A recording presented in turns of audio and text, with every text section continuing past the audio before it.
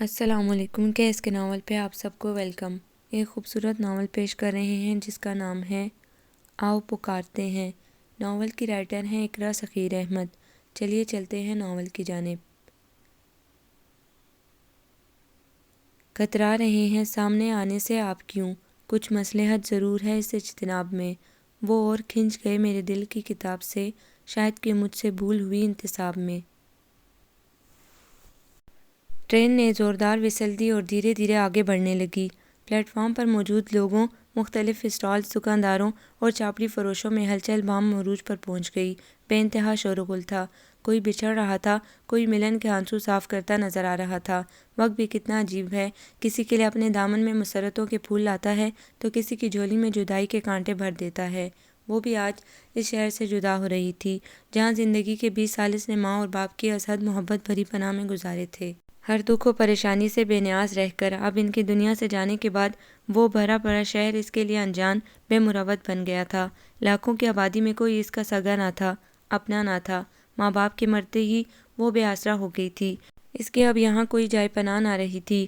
اماں اور ابا کے 40ویں کے بعد ہی مہوش آپی نے اپنے شوہر صابر ملک کی مدد سے وہ 4 کمروں، کھلے صحن اور بڑے سے برآمدے والا پختہ مکان فروخت کر دیا تھا۔ کس قدر روئی تھی وہ اس دن۔ مہوش آپی کی بہت محنت اور سماجت کی تھی کہ اس مکان کو فروخت نہیں کریں۔ اس مکان سے ایسے اماں اور ابا کی خوشبوئیں آتی تھیں، ان کی یادیں گھر کے چپے چپے میں بکھری ہوئی تھیں۔ اسے لگتا تھا ابھی کسی لمحے وہ دونوں مسکراتے ہوئے آ جائیں گے، مگر ہمیشہ کی کٹھور اور سنگ دل آپی نے اس کی ایک نہ سنی۔ مدد کے لیے اس نے صابر بھائی کی طرف دیکھا، لیکن وہ تو اول روز سے کیا حکم ہے میرے آقا کی مثال تھے، بھلا کس طرح اس کی مدد کر سکتے تھے۔ جواب میں انہوں نے یہی کہا کہ مہوش آپ کی بڑی بہن ہے اور وہ جو کچھ بھی کر رہی ہیں آپ کی بہتری اور بھلائی کے لیے ہے۔ ان جیسے شریف سلجھ و امن پسند اور بامروت و پرخلوص شخص سے یہ توقع ہی عبث تھی کہ وہ کبھی بیوی کے آگے لب وا کر سکیں۔ وہ تو آپ ہی کے بے دام غلام تھے۔ پھر وہی ہوا، آپ ہی نے مکان فروخت کر ڈالا اور اس کی رہائش وومن ہاسٹل میں کر دی۔ اس نے ان کی ازحد منت اور سماجت کی کہ وہ گھر فروخت کر ہی چکی ہیں تو اسے یہاں ہاسٹل میں کیوں چھوڑے جا رہی ہیں۔ ساتھ کراچی لے جائیں، وہ ہاسٹل میں نہیں رہ سکتی۔ لیکن اس کے آنسو اور سسکیاں ان کے پتھر دل کو ذرا بھی نہ پگھلا سکیں۔ انہوں نے حکم دیا تو بس وہ پتھر کی لکیر بن گیا تھا۔ اب چاہے دنیا ادھر کی ادھر ہو جائے یا زمین آسمان پر پہنچ جائے یا آسمان دھرتی پر آ جائے، ان کے فیصلے میں رد و بدل ناممکن تھا۔ خلاف توقع اس بار صابر بھائی نے بھی ہونٹ وا کر کے زبان کو جنبش دی کہ مہکار کو یہاں چھوڑنا مناسب نہیں ہے، ساتھ لے چلو۔ بنگلے میں کئی کمرے خالی ہیں، کسی میں رہ لے گی۔ لیکن جواب میں آپی نے خاصی بد دماغی بلکہ بدتمیزی سے چیخ کر کہا، تمہیں کوئی ضرورت نہیں ہے ہم بہنوں کے درمیان مداخلت کی۔ اور صابر بھائی تو ان کی ایک ہی ڈانٹ میں اس طرح نگاہیں جھکا کر خاموش ہو گئے جیسے کوئی بہت ہی نالائق اسٹوڈنٹ ٹیچر سے ڈانٹ کھا کر ہونٹوں پر انگلی رکھ کر بیٹھ جائے۔ وہ پہلی بار آپی کی پررعب شخصیت، بد دماغی، سخت مزاجی، مغرور اور ہٹ درم طبیعت سے بدظن و دل گرفتہ ہوئی تھی۔ ہاسٹل کے ماحول میں وہ ایک ماہ گزر جانے کے باوجود ایڈجسٹ نہ ہو پائی تھی کہ اچانک ہی آمد بہار بن کر صابر بھائی کی کال آ گئی کہ وہ کراچی چلی آئے، وہ اسٹیشن پر اسے ریسیو کر لیں گے۔ وہ جو مر جانے کی حد تک بد دل و پسماردہ ہو گئی تھی، فوراً اس نے پیکنگ کر لی تھی۔ فرسٹ کلاس میں ریزرویشن نہ ہو سکی تھی، اسے جس ڈبے میں سیٹ ملی تھی یہ عام ڈبوں سے کافی کشادہ تھا اور کم افراد تھے۔ ٹرین نے اسپیڈ پکڑ لی تھی، پلیٹ فارم نگاہوں سے اوجھل ہوتا جا رہا تھا۔ ٹرین آگے بڑھ رہی تھی، اس کا ذہن پیچھے دوڑ رہا تھا، سب یاد آ رہا تھا۔ اماں کا دوپٹے کے حالے میں چمکتا سادہ پرنور چہرہ، پھولوں کی طرح نرم شہد سا شیریں لہجہ، ابا کا شفقت بھرا انداز، محبت و اپنائیت بھرا تحفظ۔ اب سب کھو گیا، کہاں پائے گی ان رشتوں کو؟ مٹی کی آغوش میں چھپ جانے والے چہروں کو وہ اب کبھی نہ دیکھ پائے گی۔ زندگی کا کس قدر پرسوز المیہ تھا یہ، اسے محسوس بھی نہ ہوا اور آنکھوں سے آنسوؤں کی جھڑی لگ گئی تھی۔ ٹرین پوری اسپیڈ سے پٹری پر دوڑ رہی تھی، باہر تیزی سے منظر تبدیل ہوتے جا رہے تھے۔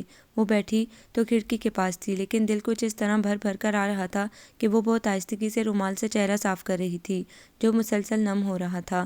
سامنے سیٹ پر بیٹھے ہوئے افراد ایک ہی خاندان کے لگ رہے تھے، ایک لڑکی، دوسری بڑی بھی اور تیسری درمیانی عمر کی عورت تھی، ساتھ میں 2 بچے تھے۔ اس کی سیٹ پر ان کے ساتھ آئے ایک بڑے میاں اور دوسرا آدمی بیٹھے تھے۔ جسامت کے لحاظ سے دونوں پہلوان تھے اور شاید اسے تنہا اور چادر میں منہ چھپائے دیکھ کر کچھ زیادہ ہی فراخ دلی سے پھیل کر بیٹھے تھے۔ مما، میرا دل گھبرا رہا ہے، پلیز ذرا اورنج جوس کا پیکٹ تو نکال کر دیجیے گا۔ سامنے سیٹ سے لڑکی کی خاصی نخریلی سی آواز ابھری۔ ہاں ہاں کیوں نہیں، میری بچی طبیعت کو میری بھی بگڑ رہی ہے۔ ابھی دونوں ماں بیٹی جوس پیتی ہیں۔ بڑی بی نے سیٹ کے نیچے سے کولر گھسیٹا۔ آنٹی مجھے بھی چکر آ رہے ہیں، ایک پیکٹ مجھے بھی دیجیے گا۔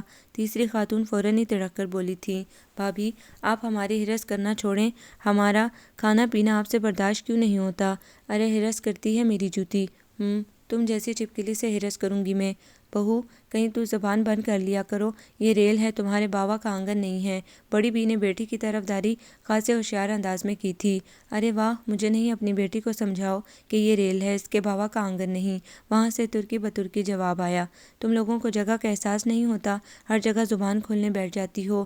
بڑے میاں نے بہو کو گھورتے ہوئے سرزنش کی، جہیز میں لائی کیا تھی اس من بھر کی زبان کے علاوہ؟ مما زیادتی کر رہی ہو تم بہت۔ بڑے میاں کے ساتھ بیٹھے ہوئے مرد کی منمناتی سی آواز ابھری۔ مہکار نے بے ساختہ بڑی بی کے چہرے کی جانب دیکھا تھا۔ چپ کر جورو کے غلام، حمایت لے لے کر اس عورت کو تو نے سر پر بٹھا لیا۔ بڑی بی کو گویا کھولتے تیل کی کڑائی میں پھینک دیا گیا ہو۔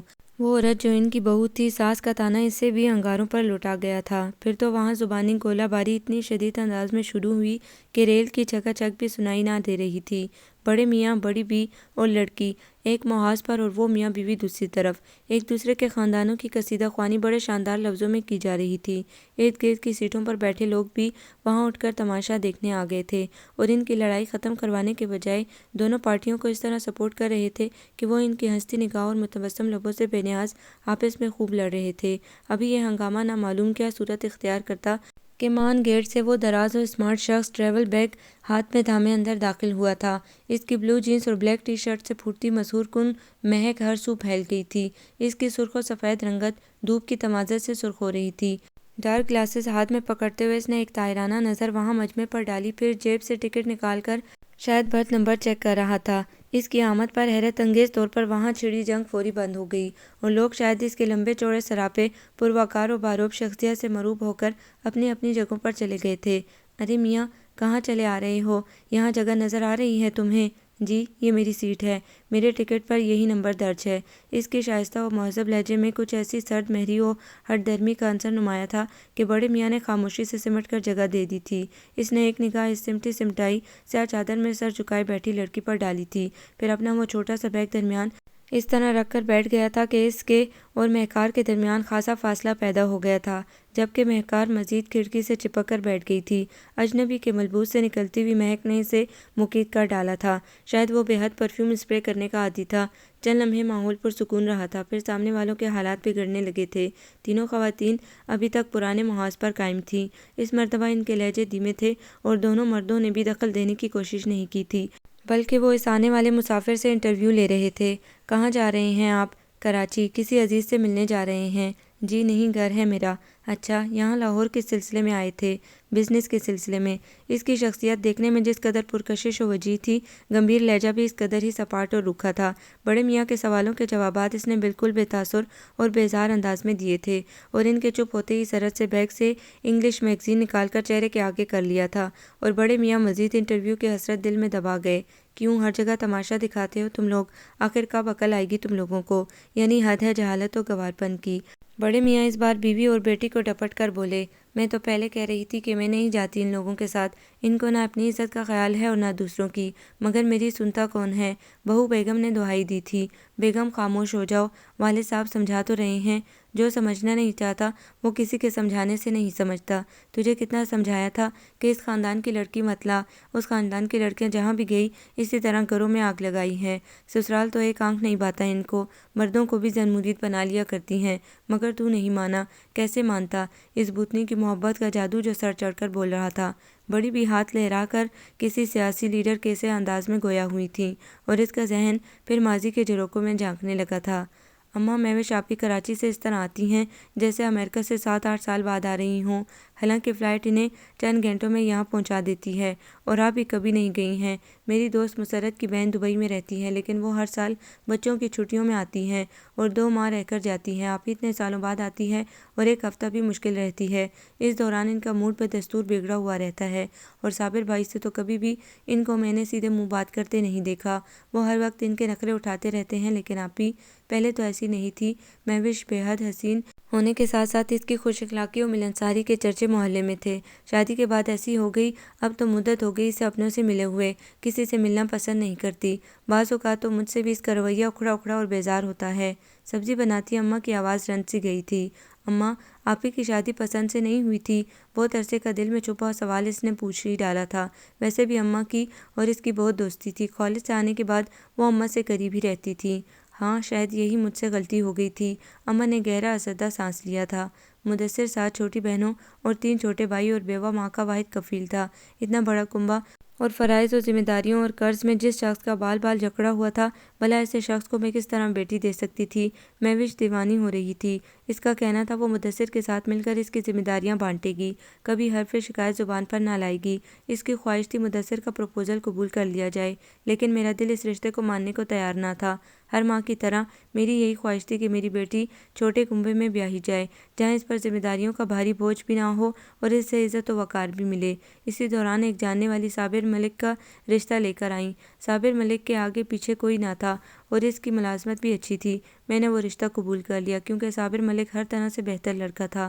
تمہارے ابا نے 1-2 دفعہ کہا بھی کہ مہوش کی جہاں مرضی ہو وہ رشتہ کرو، مگر میں اس کا مستقبل دیکھ رہی تھی۔ میں نے دونوں باپ بیٹی کی نہیں سنی اور صابر ملک کے ساتھ چند ماہ میں سے رخصت کر دیا اور وہ بیاہ کر کراچی چلی گئی۔ آپی نے کچھ کہا نہیں، خاموشی سے شادی کر لی۔ ہاں، وہ بہت فرمانبردار اور سعادت مند تھی۔ اس نے کبھی میری یا اپنے باپ کی حکم عدولی نہیں کی تھی۔ مدثر کے رشتے پر بھی اس نے شاید مدثر کے کہنے پر بات کی تھی۔ میں نے منع کر دیا، وہ خاموش ہو گئی اور اسی خاموشی سے رخصت ہو کر چلی گئی۔ سنتے ہیں دولت عورت کے نصیب سے اور اولاد مرد کے مقدر سے ہوتی ہے۔ مہوش صابر کے لیے خوشبخت ثابت ہوئی تھی۔ شادی کے کچھ ماہ بعد ہی اس کے بزنس میں اضافہ ہوتا چلا گیا۔ اس نے مہنگے علاقے میں محل نما کوٹھی بنوا لی تھی اور دولت مند بن گیا، لیکن مہوش کے نصیب میں اولاد نہیں تھی۔ اس معاملے میں وہ مفلس رہی۔ صابر ملک اسے بہت چاہتا ہے۔ ایسا محبت کرنے والا شوہر کسی کسی کو ملتا ہے، لیکن مجھے لگتا ہے مہوش ابھی مدثر کو بلا نہیں پائی اور اس کا بدلہ وہ ہم سب کے ساتھ ساتھ صابر ملک سے بھی لے رہی ہے۔ کبھی کبھی مجھے ایسا لگتا ہے وہ جان بوجھ کر ماں نہیں بننا چاہتی اور یہ بہت بڑا ظلم ہے۔ صابر ملک کی کوئی شناخت ہی نہیں رہے گی۔ ٹھنڈی بوتلیں، چائے والا، گرم پیٹس لے لو۔ کسی اسٹیشن پر گاڑی رکی تھی، ایک دم ہی شور مچ اٹھا تو وہ چونک کر دیکھنے لگی۔ اس کے برابر میں بیگ رکھا ہوا تھا اور سیٹ خالی تھی۔ بڑے میاں اٹھ کر بڑی بی سے کچھ گزر پسر کر رہے تھے۔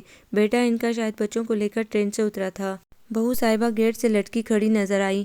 اس نے چادر ٹھیک کرتے ہوئے کچھ ٹانگوں کو حرکت دی اور سیدھی ہو کر بیٹھ گئی۔ سامنے بیٹھی لڑکی نے کچھ حاسدانہ نگاہوں سے اس کی سیاہ چادر کی اوٹ سے چمکتے گلابی حسین چہرے کو دیکھا تھا، پھر خواہ مخواہ کہہ کر کیلے چھیل کر کھانے لگی۔ اس پر بھلا اس اونگ کا کیا اثر ہو سکتا تھا؟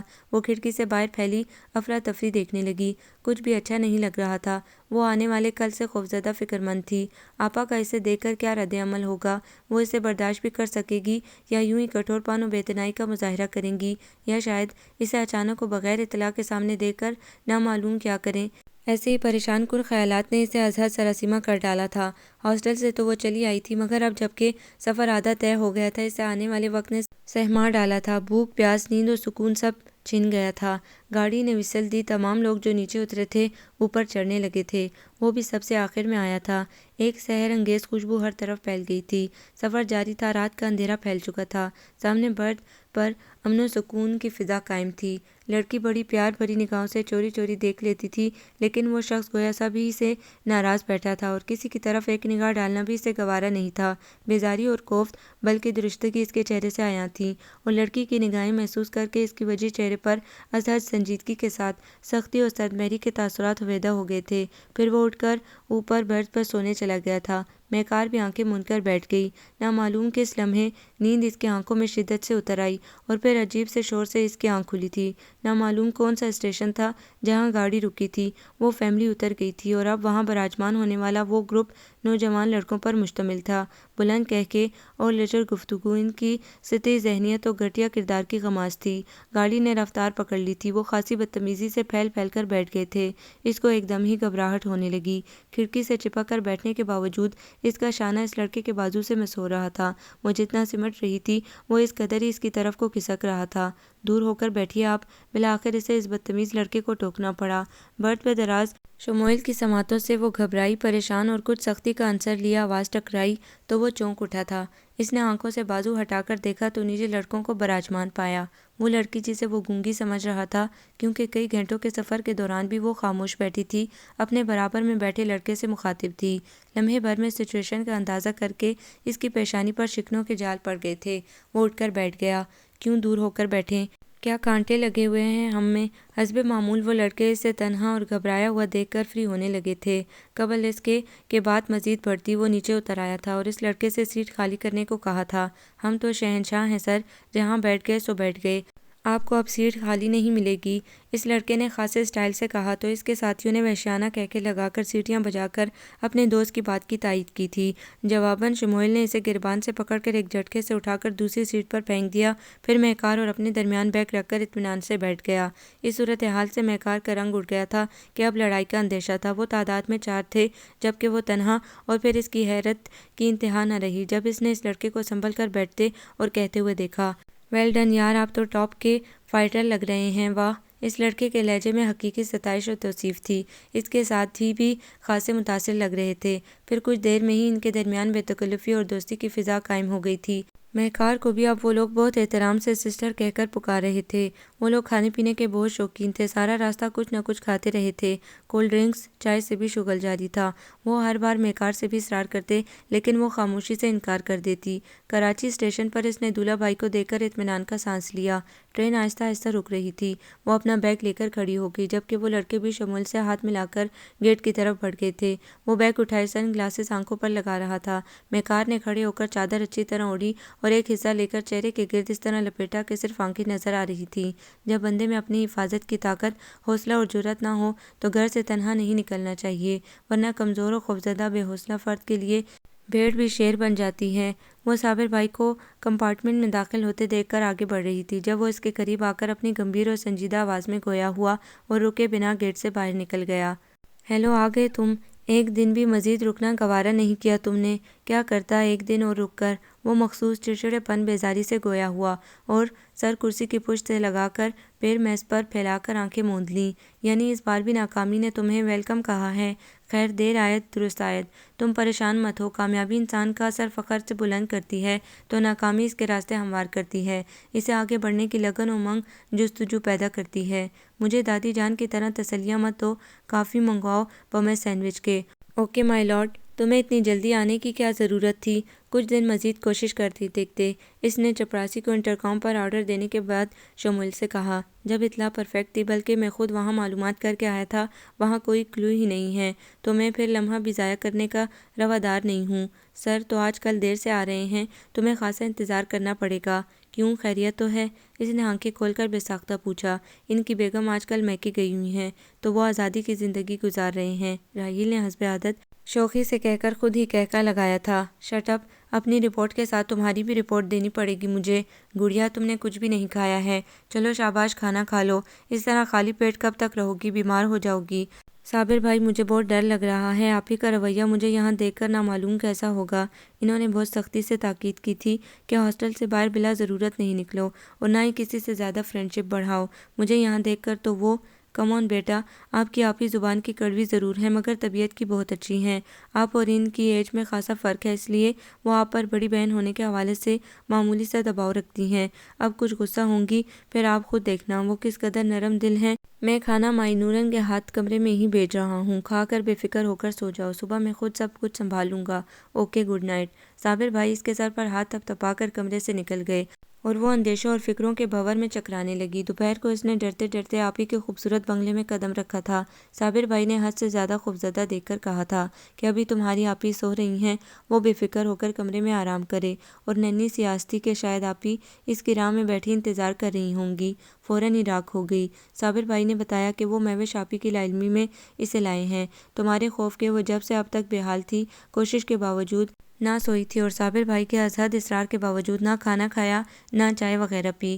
دوپہر سے شام اور شام گزر جانے کے بعد اب صابر بھائی نے آ کر بتایا کہ آپی ابھی اپنی کسی کلوز فرینڈ کے ہاں پارٹی میں گئی ہیں، جہاں سے ان کی واپسی رات گئے تک ہی ہوگی اور وہ صبح تک آپی کو سمجھا بجھا کر منا ہی لیں گے۔ بی بی جی، کھانا کھاؤ، آپ خواہ مخواہ پریشان ہو رہی ہیں، ہماری بیگم صاحبہ بہت اچھی عورت ہیں، وہ آپ کو دیکھ کر خوش ہوں گی۔ ایک بہن دوسری بہن کو دیکھ کر خوش ہوتی ہے نا کہ غصے۔ آپ کھانا کھاؤ، میں اتنے گرم دودھ لے کر آتی ہوں، کھانے کے بعد دودھ پی کر سو جاؤ، سفر سے تھک کر آئی ہو۔ نورن شاید قابل اعتماد ملازمہ تھی جو صابر بھائی کی زبانی اصل صورتحال سے واقف تھی اور خاصی پر اعتماد و تیز ترار لگ رہی تھی۔ مہکار نے خود کو حالات کے دائرے پر چھوڑ دیا اور اشتہا انگیز خوشبوؤں سے مہکتی ٹرالی کی طرف متوجہ ہو گئی۔ صبح وہ معمول سے ہٹ کر بیدار ہوئی تھی۔ نورن اس کی خدمت کے لیے موجود تھی۔ ناشتے سے فارغ ہو کر اس نے بالوں میں برش کیا، پھر بال باندھ کر فارغ ہوئی تھی کہ دروازہ زوردار آواز سے کھلا اور غصے سے سرخ چہرہ، انگارہ آنکھیں لیے آسمانی نائٹی میں ملبوس آپی کو جارحانہ انداز میں آگے بڑھتے دیکھ کر وہ ساکت رہ گئی۔ کس کی اجازت سے آئی ہو تم یہاں؟ میں نے کہا تھا نا کہ میری اجازت کے بغیر ہاسٹل سے قدم باہر نہیں نکالنا، پھر کیوں تم یہاں پہنچی؟ انہوں نے وحشت زدہ انداز میں آگے بڑھ کر اس کے رخساروں پر تھپڑوں کی بارش کر دی تھی۔ مہکار اس قدر خوفزدہ اور سہم گئی تھی کہ وہ ذرا احتجاج یا بچاؤ نہ کر سکی۔ 4 تھپڑ مارنے کے بعد انہوں نے کمرے میں موجود اشیاء کو توڑنا شروع کر دیا۔ نہیں چھوڑوں گی اس وارڈن کی بچی کو، سیل کرا دوں گی ہاسٹل اس کا، مقدمہ کر دوں گی اس پر۔ جب میں نے کہا تھا میری اجازت کے بغیر مہکار ہاسٹل سے قدم بھی باہر نہ نکالے گی، تو پھر بنا اجازت لاہور سے کراچی کس طرح آ گئی؟ وہ توڑ پھوڑ کے ساتھ ساتھ پوری طرح چیخ بھی رہی تھی۔ ملازموں میں سے کسی میں ہمت نہیں تھی کمرے میں جھانکنے کی۔ کھڑکیوں سے باہر ان کے عکس نظر آ رہے تھے۔ مہکار جلتے رخساروں کی تکلیف کے ساتھ ان کا وحشیانہ غصہ دیکھ کر تھر تھر کانپ رہی تھی۔ مہوش، کیا ہو رہا ہے یہ؟ پلیز کنٹرول کرو خود پر، اس قدر غصہ ٹھیک نہیں، یہ کیا بچکانہ حرکتیں ہیں؟ صابر صاحب ایک دم پریشان و بوکھلائے ہوئے اندر داخل ہوئے اور آگے بڑھ کر میزوں کے شیشوں کو چکنا چور کرتی بپھرتی ہوئی مہوش کو دونوں بازوں سے پکڑ کر سمجھانے لگے۔ انہیں دیکھ کر مہکار کو کچھ ڈھارس بنی۔ تم دھوکے باز ذلیل انسان، میری بہن کو میری اجازت کے بغیر کیوں لے کر آئے اور اسے میرے ہی گھر میں لا کر مجھ سے چھپایا؟ تم کیا سمجھتے ہو میں آنکھیں اور کان نہیں رکھتی؟ میں گھر میں تبدیلی کو محسوس نہیں کر سکتی؟ انہوں نے دونوں ہاتھوں سے ان کا گریبان پکڑ کر ہذیانی انداز میں کہا۔ تمہاری یہی جذباتیت مجھے پسند نہیں ہے، چلو میں سمجھاتا ہوں تمہیں۔ وہ زبردستی انہیں کمرے سے لے گئے، ورنہ وہ وہاں سے جانے کو تیار نہ تھیں۔ کمرے میں ایک دم ہی سناٹا اور خاموشی چھا گئی تھی اور وہ جو ان کے غصے اور ناراضگی کے خوف سے ہراساں تھی اس قدر جارحانہ توہین آمیز رویہ اپنائے گی کہ بلا وجہ ہاتھ اٹھا بیٹھیں گی، اس کی اس کو توقع نہ تھی۔ تنہا ہوتے ہی اسے اپنے تنہا و بے سہارا ہونے کا احساس شدت سے ہوا اور وہ وہیں بیٹھ کر بلک بلک کر رونے لگی۔ بس خاموش ہو جاؤ بی بی، کب سے رو رہی ہیں آپ؟ بیگم صاحبہ اتنی سنگ دل اور کٹھور نکلیں گی میں سوچ بھی نہیں سکتی تھی۔ نورن بہت دیر بعد کمرے میں داخل ہوئی اور اسے بری طرح روتے دیکھ کر ہمدردی سے کہتی ہوئی اس کے قریب بیٹھ کر کہنے لگی، خیر قصور ان کا بھی نہیں ہے بی بی جی، دراصل جب عورت کا شوہر خوبصورت ہو اور دولت مند ہونے کے علاوہ معاشرے میں اعلیٰ مقام بھی رکھتا ہو تو ایسی بیوی کو وہمی اور شکی تو ہونا ہی ہے، اور جس پر وہ خاندان کو وارث دینے کے قابل بھی نہ ہو۔ حالانکہ ایسی بات نہیں ہے، ہمارے صاحب انہیں دل و جان سے بڑھ کر چاہتے ہیں، ان کی خوشی کی خاطر انہوں نے کیا کچھ نہیں کیا۔ پہلے صاحب کے دوستوں کی بیگمات بھی آتی تھیں، پھر بیگم صاحبہ نے ان کے ساتھ بھی یہی بدسلوکی کرنا شروع کی تو سب نے آنا چھوڑ دیا۔ اب صرف صاحب کے دوست آتے ہیں اور ان کے دوستوں کے ساتھ بیگم صاحبہ باہر گھومنے جاتی رہتی ہیں۔ صاحب کی محبت ہے یہ کہ انہوں نے کبھی اعتراض نہیں کیا، وہ تو ان کی خوشی میں خوش ہیں۔ نورن بڑے احترام سے صابر صاحب کے مزاج کے بارے میں بتا رہی تھی۔ میں چلی جاؤں گی یہاں سے، نہیں رہوں گی آپی کے گھر میں۔ آپی کے رویے نے اسے یہی احساس دلایا کہ فوراً یہ گھر چھوڑ کر ہاسٹل چلے جانا چاہیے۔ ارے نہیں نہیں بی بی، صاحب آپ کو نہیں جانے دیں گے، وقت بہت خراب ہے، تنہا لڑکی کا یوں اپنوں کے ہوتے باہر رہنا ٹھیک نہیں ہے، پھر صاحب تو آپ کو بیٹی کی طرح چاہتے ہیں، جبھی تو آپ کو اتنی کوششوں کے بعد یہاں بلوایا ہے، اور رہا بیگم صاحبہ کا غصہ تو صاحب سب سنبھال لیں گے۔ شموئیل بیٹا، اب ان بوڑھی ہڈیوں میں طاقت نہیں ہے، گھر سجانے والی لے آؤ، بھلا میں کب تک تمہارے سہرے کے پھول دیکھنے کی آس میں جی سکتی ہوں؟ دادی جان نے خاصے ناراض لہجے میں کھانا کھاتے شموئیل سے شکوہ کیا۔ دادی جان آپ کیوں کچن میں جاتی ہیں؟ ڈھیروں ملازم کس مرض کی دوا ہیں، گھر تو عورت سے ہی سنورتا ہے، اور ملازموں کی بھی خوب کہی تم نے، پچھلے ہفتے بیماری کے باعث اٹھ نہ سکی تو تم نے ایک ٹائم بھی کھانا ڈھنگ سے نہیں کھایا تھا، بچپن سے تمہیں کسی اور کے ہاتھ کے بنے کھانے پسند نہیں آتے علاوہ میرے، لیکن بیٹا میرا دم کب تک؟ پلیز پلیز دادی جان آپ کو کچھ نہیں ہوگا، اور آپ گھر والی کا خیال دل سے نکال دیجئے۔ اس نے کھانے سے فراغت کے بعد نیپکن سے ہاتھ صاف کرتے ہوئے سنجیدگی سے کہا۔ کیوں نکال دوں دل سے؟ تو کب تک اس بدذات لڑکی کی بے وفائی کا داغ لیے ہر لڑکی سے نفرت کرتا رہے گا؟ ساری لڑکیاں اس جیسی نہیں ہوتی کہ اسٹاپ اٹ دادی جان، میں اس ٹاپک پر کچھ سننا پسند نہیں کرتا، نہیں بات کیا کریں اس فضول ٹاپک پر پلیز۔ وہ جھنجھلایا ہوا وہاں سے چلا گیا۔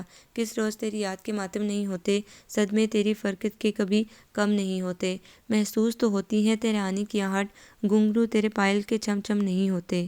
شٹ اپ، تمہارے منہ سے کبھی اچھی بات نہیں نکل سکتی، ایڈیٹ۔ اتنے بیسٹ کتب پر تم داد دینے کے بجائے ڈانٹ رہے ہو۔ عمیر نے اس کی جانب دیکھتے ہوئے ناراض لہجے میں کہا۔ بکواس نہیں، کافی منگواؤ فٹافٹ۔ اس نے ٹیبل پر پیپر ویٹ گھماتے ہوئے کہا۔ تمہارے کیس کا کیا ہوا؟ مزید کچھ کلیو ملے؟ انٹرکام پر آرڈر دینے کے بعد عمیر نے دریافت کیا تو شمیل نے نفی میں گردن ہلاتے ہوئے کہا۔ ایسے کیسوں میں پرابلم یہ ہوتا ہے کہ ان گروہوں کی سرپرستی ایسے معزز و اعلیٰ سطح کے افراد کرتے ہیں کہ جن کے نام سامنے آ جائیں تو تہلکہ مچ جائے۔ اس میں بھی کوئی گریٹ نیم انوالو ہے، شاید جبھی اس قدر پرابلمز ہو رہی ہیں تمہیں، ورنہ اس سے قبل تو تم نے خاصے مشکل کیسز حل کیے ہیں اور مجرم کو سلاخوں کے پیچھے کیا ہے۔ ایک یہی کیس درد سر بن گیا ہے۔ ملازم کافی لے آیا تھا؟ عمیر نے شمول کو مگ دیتے ہوئے استفسار کیا۔ میں نے کافی کام کمپلیٹ کر لیا ہے، لیکن جب تک اصل مہرے تک نہیں پہنچوں گا سکون سے نہیں بیٹھوں گا، یہ عہد ہے میرا خود سے۔ اسے یہاں 1 ماہ گزر چکا تھا اور اس دوران آپی سے سامنا بار بار ہوا اور ہر بار انہوں نے نہایت سختی سے یہی کہا کہ وہ یہاں سے چلی جائے۔ وہ اپنے علاوہ اس گھر میں کسی اور کو برداشت نہیں کر سکتی۔ ان کا رویہ اس قدر حقارت انگیز اور نفرت آمیز ہوتا کہ اس کے دل میں جو ان کے لیے محبت و اپنائیت تھی وہ رفتہ رفتہ ختم ہونے لگی اور محسوس ہونے لگا کہ وہ ان سے کوئی سگا تعلق نہیں رکھتی، ورنہ سگے رشتوں میں نفرت و حقارت کی رمق بھی نہیں پائی جاتی۔ بڑی بہن کی ڈانٹ میں بھی شفقت و محبت کی چاشنی محسوس ہوتی ہے جو آپی کے رویے میں ہرگز نہ تھی۔ ان کے برعکس صابر بھائی سگے بھائی سے بڑھ کر محبت کرتے اور خیال رکھتے اور خصوصاً آپی کے پاس اسے تنہا نہیں چھوڑتے۔ ان کے مزاج اور زبان سے وہ بھی خائف رہتے تھے اور اسے بھی تاکید کرتے کہ وہ آپی کے پاس تنہا نہ جائے کیونکہ وہ غصے میں کچھ بھی کر سکتی ہیں۔ موسم خوبصورت تھا، گلابی شام میں سرمئی بادلوں کا عکس بھلا لگ رہا تھا، ہوا میں فرقت بخش خنکی تھی۔ سرسبز لان کے گلاب اور موگرے کے پھولوں کے پودوں کے درمیان چیئر پر بیٹھی وہ گرم گرم پکوڑوں، سموسوں اور چائے کے ساتھ ساتھ موسم کے حسن سے بھی لطف اندوز ہو رہی تھی۔ آپی ابھی کچھ دیر قبل ہی تیار ہو کر اپنی کار میں کہیں نکلی تھیں۔ یہ ان کا روز کا معمول تھا اور واپسی کس وقت ہوتی تھی اس سے وہ ناواقف تھیں۔ صابر بھائی آج کل بیزی تھے، ان سے بھی بہت کم ملاقات ہو رہی تھی۔ اس کے ساتھ ہم وقت نورن رہتی تھی جو اس کی ضرورتوں کا خیال رکھتی۔ کئی بار وہ اسے شاپنگ پر بھی لے کر گئی آپی کی غیر موجودگی میں، اور مزے مزے کے قصے سنا کر اس کی پریشانیاں اکثر کم کر دیا کرتی تھیں۔ ایک بات اس نے شدت سے نوٹ کی تھی، وہ آپی کی موجودگی میں سائے کی طرح اس کے ساتھ لگی رہتی اور آپی کے گھر سے نکلتے ہی وہ بھی چلی جاتی تھی۔ پھر رات نیند نہ آنے تک وہ تنہا ہی اس بڑے بڑے کمروں اور لمبے لمبے دالانوں والے گھر میں چکراتی پھرتی تھی۔ حسب معمول آپی کے گھر سے نکلتے ہی نورن نے بھی اجازت لی اور وہ تنہا بیٹھی لان میں اپنے اس وقت کو یاد کرنے لگی جب ابا اماں زندہ تھے اور اس عام سے گھر میں خاص خوشیاں تھیں۔ سرمئی بادل گہرے ابر آلود ہو گئے تھے اور ہلکی ہلکی پھوہار تیز بارش میں تبدیل ہو گئی تو وہ اندر کمرے میں چلی آئی۔ مغرب کی نماز سے فارغ ہی ہوئی تھی کہ آہستگی سے دروازہ کھول کر اندر داخل ہوتی آپی کو دیکھ کر اس کا دل دھک سے رہ گیا کہ ان کا انداز بڑا پراسرار تھا۔ خاموش، کوئی آواز نہ نکالنا منہ سے، انہوں نے آہستگی سے کہتے ہوئے دروازہ لاک کر ڈالا اور تیزی سے تمام کھڑکیوں کے پردے گرا دیے، اور دوسرا لمحہ اس کے لیے بہت حیرت انگیز اور ناقابل یقین تھا۔ مہوش نے گمسم کھڑی خوفزدہ سی مہکار کو سینے سے لگا لیا اور اس طرح روئی کہ اس شدت سے وہ اماں ابا کے مرنے پہ بھی نہ روئی تھیں۔ آپی، آپی کیا بات ہے؟ صابر بھائی ٹھیک تو ہے نا؟ ان کے اس طرح رونے سے اس کے ذہن میں یہی بات آئی تو متوش ہو کر بولی، کاش اسے کچھ ہوتا، لیکن ایسے لوگوں کی رسی بہت دراز ہوتی ہے۔ میری بات سنو، تم بھاگ جاؤ یہاں سے، جتنی بھی جلد ہو سکے یہاں سے چلی جاؤ۔ کہاں جاؤں میں؟ آپ کیوں چاہتی ہیں میں یہاں سے چلی جاؤں؟ جاؤں تو جاؤں کہاں؟ آپ کے اور صابر بھائی کے علاوہ میرا ہے کون؟ صرف تمہارا اللہ ہے اور کوئی نہیں ہے تمہارا، انہوں نے آنسو صاف کرتے ہوئے کہا۔ آپی، آپ اتنی کٹھور اور سنگ دل کیوں ہیں؟ آپ کے سینے میں دل نہیں ہیں، جذبات نہیں ہیں، اپنوں کی محبت اور رفاقت کا احساس نہیں ہے؟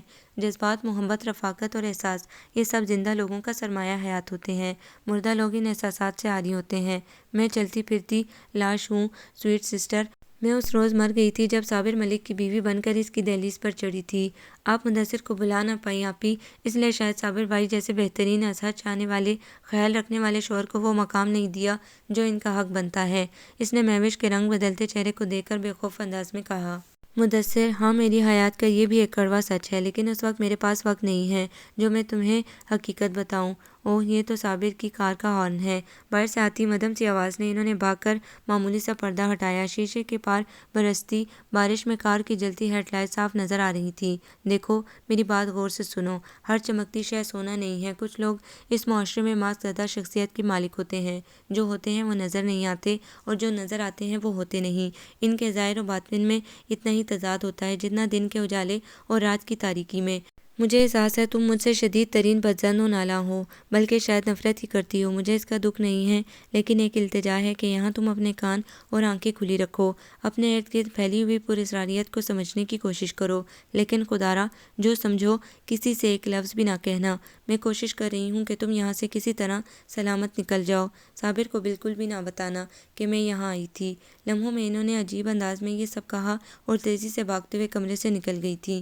وہ ان کے عجیب و غریب رویے اور الجھی ہوئی گفتگو سے خود بھی الجھ گئی، خصوصاً ان کے جملے سلامت پر وہ حیران رہ گئی تھی، اور ابھی وہ حیران و پریشان سوچ ہی رہی تھی کہ دروازہ کھول کر صابر بھائی اندر داخل ہوئے۔ ان کے انداز میں بوکھلاہٹ و وحشت سی تھی۔ مہوش کہاں ہے؟ انہوں نے بلا تمہید اس کی طرف بغور دیکھتے ہوئے استفسار کیا۔ آپی، وہ تو شام کو کہیں گئی ہیں۔ نامعلوم آپی کی باتوں کا اثر تھا یا اس کے اندر کا احساس کہ اس نے اٹکتے اٹکتے جھوٹ بولا۔ اوہ، یہاں نہیں آئی مہوش، میرا خیال تھا وہ یہاں آئی ہیں۔ آپ تو سب جانتے ہیں صابر بھائی۔ ان کے چہرے پر مخصوص ملائمت و طمانینت چھاتے دیکھ کر اس کے اندر بھی کسی گڑبڑ کا احساس جاگنے لگا۔ آپ دیکھ رہے ہیں اپنے صاحبزادے کے مزاج۔ ہمیں یہاں آئے ایک ہفتہ ہو گیا ہے، اس نے لمحے بھر کو سلام کرنے کا ٹائم نہیں نکالا۔ اسے اتنی توفیق نہ ہوئی کہ ماں کو نہ صحیح مگر باپ سے تو لمحے بھر کے لیے مل لینا۔ فائزہ بیگم نے بالوں میں برش کرتے ہوئے بڑے طنزیہ لہجے میں نیوز پیپر کا مطالعہ کرتے راحیل سے کہا۔ جواباً وہ انہیں ملامت بھری نگاہوں سے دیکھ کر رہ گئے۔ خاموش کیوں ہیں؟ کچھ فرمائیے۔ بیٹے کی بات پر خاموش ہے۔ اگر یہی معاملہ میرے میکے میں سے کسی کے ساتھ ہوتا تو میری زندگی تو آپ اجیرن کر ہی دیتے طعنوں سے۔ شموئیل کے ذکر پر کس قدر تحمل سے بیٹھے ہیں؟ تمہارے سامنے دوسرے کو بولنے کا موقع مل سکتا ہے؟ وہ چڑ کر گویا ہوئے۔ ہاں ہاں ہاں، وقت اور مرد کے بدلنے میں کوئی لمحہ نہیں لگتا۔ راحیل صاحب، کبھی میری اس گفتگو اور ہنسی پر ہی فدا ہو کر آپ مجھ سے رشتہ جوڑ بیٹھے تھے۔ وہ ہنس کر ان سے مخاطب ہوئی تھیں۔ مجھے ڈسٹرب کرنے سے بہتر ہے کچن میں جا کر اماں کی مدد کرو۔ اور تمہاری اطلاع کے لیے عرض ہے شموئیل مجھ سے اسی دن مل چکا ہے جس دن ہم انگلینڈ سے آئے تھے۔ ہاں، ویری اسٹرینج نیوز۔ اسے آپ سے اس قدر محبت کب سے ہو گئی؟ بالوں سے فارغ ہو کر خود پر پرفیوم چھڑکتے ہوئے انہوں نے استہزائیہ لہجے میں کہا۔ مما، آپ کیوں بھائی سے اس قدر خفا رہتی ہیں؟ وہ بہت سویٹ ہیں۔ بھائی؟ تمہارا ستیلا بھائی ہے اور ستیلے کبھی سگے نہیں بن سکتے۔ آپ ان کا کتنا بھی خیال رکھو وہ ایسا ہی رہے گا، کتے کی دم کی طرح۔ مما پلیز، ہم بھائی کے خلاف کوئی بات نہیں سن سکتے۔ جویرا سے چھوٹی سویرا نے ماں کو ٹوکا تھا۔ راحیل صاحب نے بیوی کے انتقال کے بعد فائزہ بیگم سے دوسری شادی کی تھی۔ اس وقت شموئیل 2 برس کا تھا۔ فائزہ بیگم نے عام روایتی ستیلی ماں جیسا رویہ شموئیل کے ساتھ روا رکھا۔ ساس کے بار بار سمجھانے اور راحیل صاحب کے کہنے کے باوجود وہ خود کو بدل نہ سکی۔ 1 سال بعد جویریہ کی پیدائش کے بعد تو ان کا رویہ بد سے بدتر ہوتا چلا گیا، اور پھر سویرا کی پیدائش کے بعد جب انہیں معلوم ہوا کہ وہ آئندہ ماں نہ بن سکے گی تو اولاد نرینہ نہ پیدا ہونے کے دکھ میں وہ اس حد تک ظالم بن گئی تھی کہ شموئیل کا وجود انہیں ایک آنکھ نہ بھاتا تھا۔ مکمل دادی اور آیا کی سرپرستی میں پرورش پانے والا بچہ موقع ملتے ہی ان کے انتقام کی زد میں آ جاتا۔ کبھی اس پر گرم گرم چائے اچانک ہی گر جاتی، کبھی نظر نہ آنے والا الیکٹرک وائر سے کرنٹ کھا کر بے ہوش ہو جاتا، تو کبھی نظر نہ آنے والا وجود اسے سیڑھیوں سے گرا کر لہو لہان کر دیتا۔ وقت کے ساتھ ساتھ زیادتیاں بڑھتی گئیں اور بالآخر ماں کے سمجھانے پر راحیل صاحب کاروبار کے سلسلے میں انگلینڈ شفٹ ہو گئے، اور فائزہ بیگم کی خواہش پر شموئیل دادی جان کے پاس ہی رہا۔ یہاں سے ہی اس کے کچے ذہن میں ماں کی زیادتیوں کے خلاف دل میں نفرت اور باپ کے خاموش و بیگانے رویے سے بغاوت شروع ہوئی، جو 25 سال گزرنے کے باوجود بڑھتی ہی گئی، کیونکہ باہر جا کر وہ بیوی کی باتوں میں آ کر ماں اور بیٹے سے بیگانہ اور لاپرواہ ہو گئے تھے۔ دونوں بہنوں کو اپنے بھائی سے ازحد لگاؤ تھا، حالانکہ اس نے کبھی بھی ان کی محبت کا جواب محبت سے نہیں دیا تھا، ہمیشہ انہیں سختی سے نظر انداز کرتا آیا تھا۔ اب عمر کا ایک دور گزارنے کے بعد وہ اپنے وطن واپس لوٹ آئے تھے۔ بڑھتی عمر بیٹے کا ناراض سرد و بیگانہ رویہ انہیں اپنی غلطیوں کا احساس دلا رہا تھا۔ کبھی بیٹے کو ان کی محبت کی ضرورت تھی تو وہ اسے چھوڑ کر چلے گئے تھے، اب بیٹا بھی انہیں وہی لوٹا رہا تھا جو انہوں نے اسے دیا تھا۔ اب وہ آزاد تھا، اپنی خواہش سے اس نے پولیس لائن جوائن کی تھی۔ پولیس کی اعلیٰ خفیہ ایجنسی میں وہ بڑا افسر تھا، اس سے ان کے بزنس سے کوئی سروکار نہ تھا۔ راحیل صاحب اپنے رویے پر شرمندہ تھے، جبکہ فائزہ بیگم حسب عادت چلی کٹی باتیں شموئیل کے خلاف کرتی رہتی تھیں۔ بھائی، میں نے آپ کے لیے ویجیٹیبل سینڈوچ، شامی کباب اور فروٹ چاٹ بنائی ہے، آپ کو پسند ہے نا؟ جویریہ شام کو کمرے میں ٹرالی کے ہمراہ داخل ہوتی ہوئی کمپیوٹر کے آگے بیٹھے شموئیل سے مخاطب ہوئی۔ Get out! کس سے پوچھ کر کمرے میں داخل ہوئی ہو؟ کی بورڈ پر مستعدی سے چلتی ہوئی انگلیاں لمحے بھر کو رک کر پھر دوڑنے لگی تھی، نگاہیں اسکرین پر تھی۔ لہجے میں ایسی خراٹ اور سختی اور ناپسندیدگی تھی کہ جویریہ ایک دم خوفزدہ ہو گئی۔ بھائی، وہ میں آپ کے لیے کوئی ضرورت نہیں ہے مجھے تم لوگوں کی عنایتوں کی۔ بھائی، بھائی پلیز، نہیں ہے مجھے ضرورت تمہارے کسی پلیز کی، چلی جاؤ یہاں سے ورنہ اٹھا کر پھینک دوں گا یہاں سے۔ وہ ایک دم ہی کھڑے ہو کر تیز سے چیخا تو وہ سیم کا ٹرالی لے کر باہر نکل گئی۔ باوجود کوشش کے بھی وہ آنسوں پر قابو نہ پا سکی تھی۔ مل گیا سکون بے عزتی کروا کر، کتنی مرتبہ کہا ہے وہ کوئی بھائی وائی نہیں ہے تمہارا، دشمن ہے دشمن۔ کب سمجھتا ہے وہ ہمیں اپنا؟ فائزہ بیگم بیٹی کے آنسو دیکھ کر غصے سے چیخ کر گویا ہوئیں، مما یہ سب آپ کے خراب رویوں کا نتیجہ ہے، اگر آپ ان کے لیے اچھی ہوتی تو وہ آج ہمارے لیے ہرگز ہرگز برے نہیں ہوتے۔ جویریہ ماں کے گھورنے کی پرواہ کیے بغیر کہہ کر وہاں سے چلی گئی۔ عجیب پراسرار سی زندگی ہو گئی تھی آپی کے۔ اس دن کے رویے اور باتوں نے اسے کچھ دن تک تو الجھائے رکھا۔ کبھی وہ فیصلہ کرتی کہ آپی صابر بھائی سے خواہ مخواہ متنفر ہیں اور اس کے یہاں رہنے سے ناخوش، اس لیے وہ عجیب مبہم سی گفتگو کر کے اسے خوفزدہ کر گئی ہیں کہ وہ اس طرح ڈر کر یہاں سے چلی جائے گی۔ لیکن پھر اس کے اندر کچھ تجسس سا جاگ اٹھا اور اس نے غیر محسوس انداز میں آنکھیں اور کان استعمال کرنا شروع کیے تو اسے یہ محسوس ہوا کہ نورن اس پر پہلے سے زیادہ توجہ دینے لگی ہے۔ ایک لمحہ بھی اسے تنہا نہیں چھوڑتی تھی۔ آپی سے 15 دن ہو چکے تھے ملاقات ہوئے اور اس کا شدت سے دل چاہ رہا تھا کہ وہ ان سے مل کر معلوم کرے کہ وہ اسے کیا بتانا چاہ رہی تھیں۔ نامعلوم آپی کہاں تھی؟ آج کل وہ باہر جاتی ہوئی بھی نظر نہیں آ رہی تھی۔ آج بے قرار ہو کر اس نے نورن سے ازحد اصرار سے ان کے بارے میں دریافت کیا تو وہ کچھ لمحے خاصی گہری نگاہوں سے اس کے چہرے کو کھوجتی رہی، پھر معنی خیزی سے بولی، کیا بات ہے جی؟ بڑی بہن کی یاد آ رہی ہے؟ بار بار پوچھ رہی ہیں۔ میری بہن ہے اور انہیں یاد کرنے یا پوچھنے پر کوئی پابندی ہے یہاں؟ ارے آپ تو غصہ ہو گئیں بی بی جی، ایسی کوئی بات نہیں ہے، بھلا آپ پر کوئی پابندی کیوں لگائے گا؟ بس یہ تو سب بیگم صاحبہ کی طبیعت کی وجہ سے ہو رہا ہے۔ دراصل وہ آپ کے اس قدر حسن اور نوخیز عمر سے خوفزدہ ہیں، اور ہر وہ عورت خوفزدہ رہتی ہے جو دولت مند اور خوبصورت شوہر رکھتی ہو اور خود بدقسمتی سے بانجھ ہو، تو اسے ہر لمحہ یہی خوف رہتا ہے کہ کہیں اس کا شوہر اسے چھوڑ کر کسی اور کا نہ ہو جائے۔ اور آپ سے شٹ اپ! آپ ہی بد مزاج اور چڑچڑے پن کا شکار ضرور ہیں مگر تنگ ذہنیت اور گھٹیا سوچوں کی مالک نہیں ہیں۔ صابر بھائی کی میں بڑے بھائی کی طرح عزت کرتی ہوں، وہ بھی مجھے بہن کی طرح عزیز رکھتے ہیں۔ تم نکل جاؤ یہاں سے، جو منہ میں آتا ہے بغیر سوچے سمجھے بولنا شروع کر دیتی ہو۔ اسے نورن کی باتوں پر ازحد غصہ آ گیا تھا۔ یہ بات اس نے شدت سے محسوس کی تھی کہ وہ کوئی موقع اسے آپی سے بدظن کرنے کا نہیں جانے دیتی تھی، اور آج تو اس نے گھٹیا پن کی انتہا کر دی تھی۔ جواباً وہ اپنے غصے پر قابو نہ پا سکی اور اسے کمرے سے نکال کر دروازہ اندر سے لاک کر لیا۔ کچھ دیر بعد ہی صابر بھائی کی آواز سن کر اسے دروازہ کھولنا پڑا تھا۔ کیا بات ہے بیٹا؟ نورن بتا رہی تھی کہ بہت ڈسٹرب ہو آپ۔ صابر بھائی آپ ہی کہاں ہیں؟ میں ان سے ملنا چاہتی ہوں۔ ارے مہوش آپ کو بتا کر نہیں گئی؟ ان کے لہجے میں استجاب تھا۔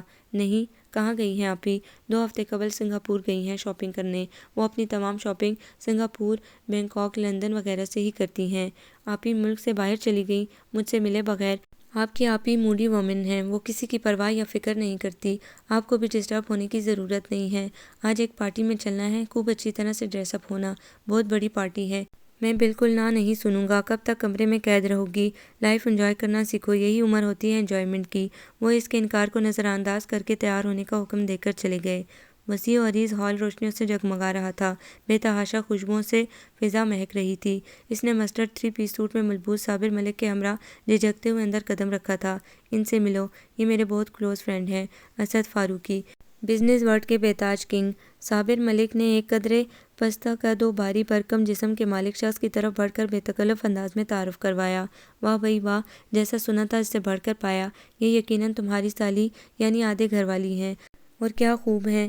اسد فاروقی صاحب نے پرگوشت چہرے میں اندر کو دھنسی چھوٹی چھوٹی آنکھیں پوری طرح کھول کر جائزہ لیتے ہوئے عجیب ندیدے پن سے کہا۔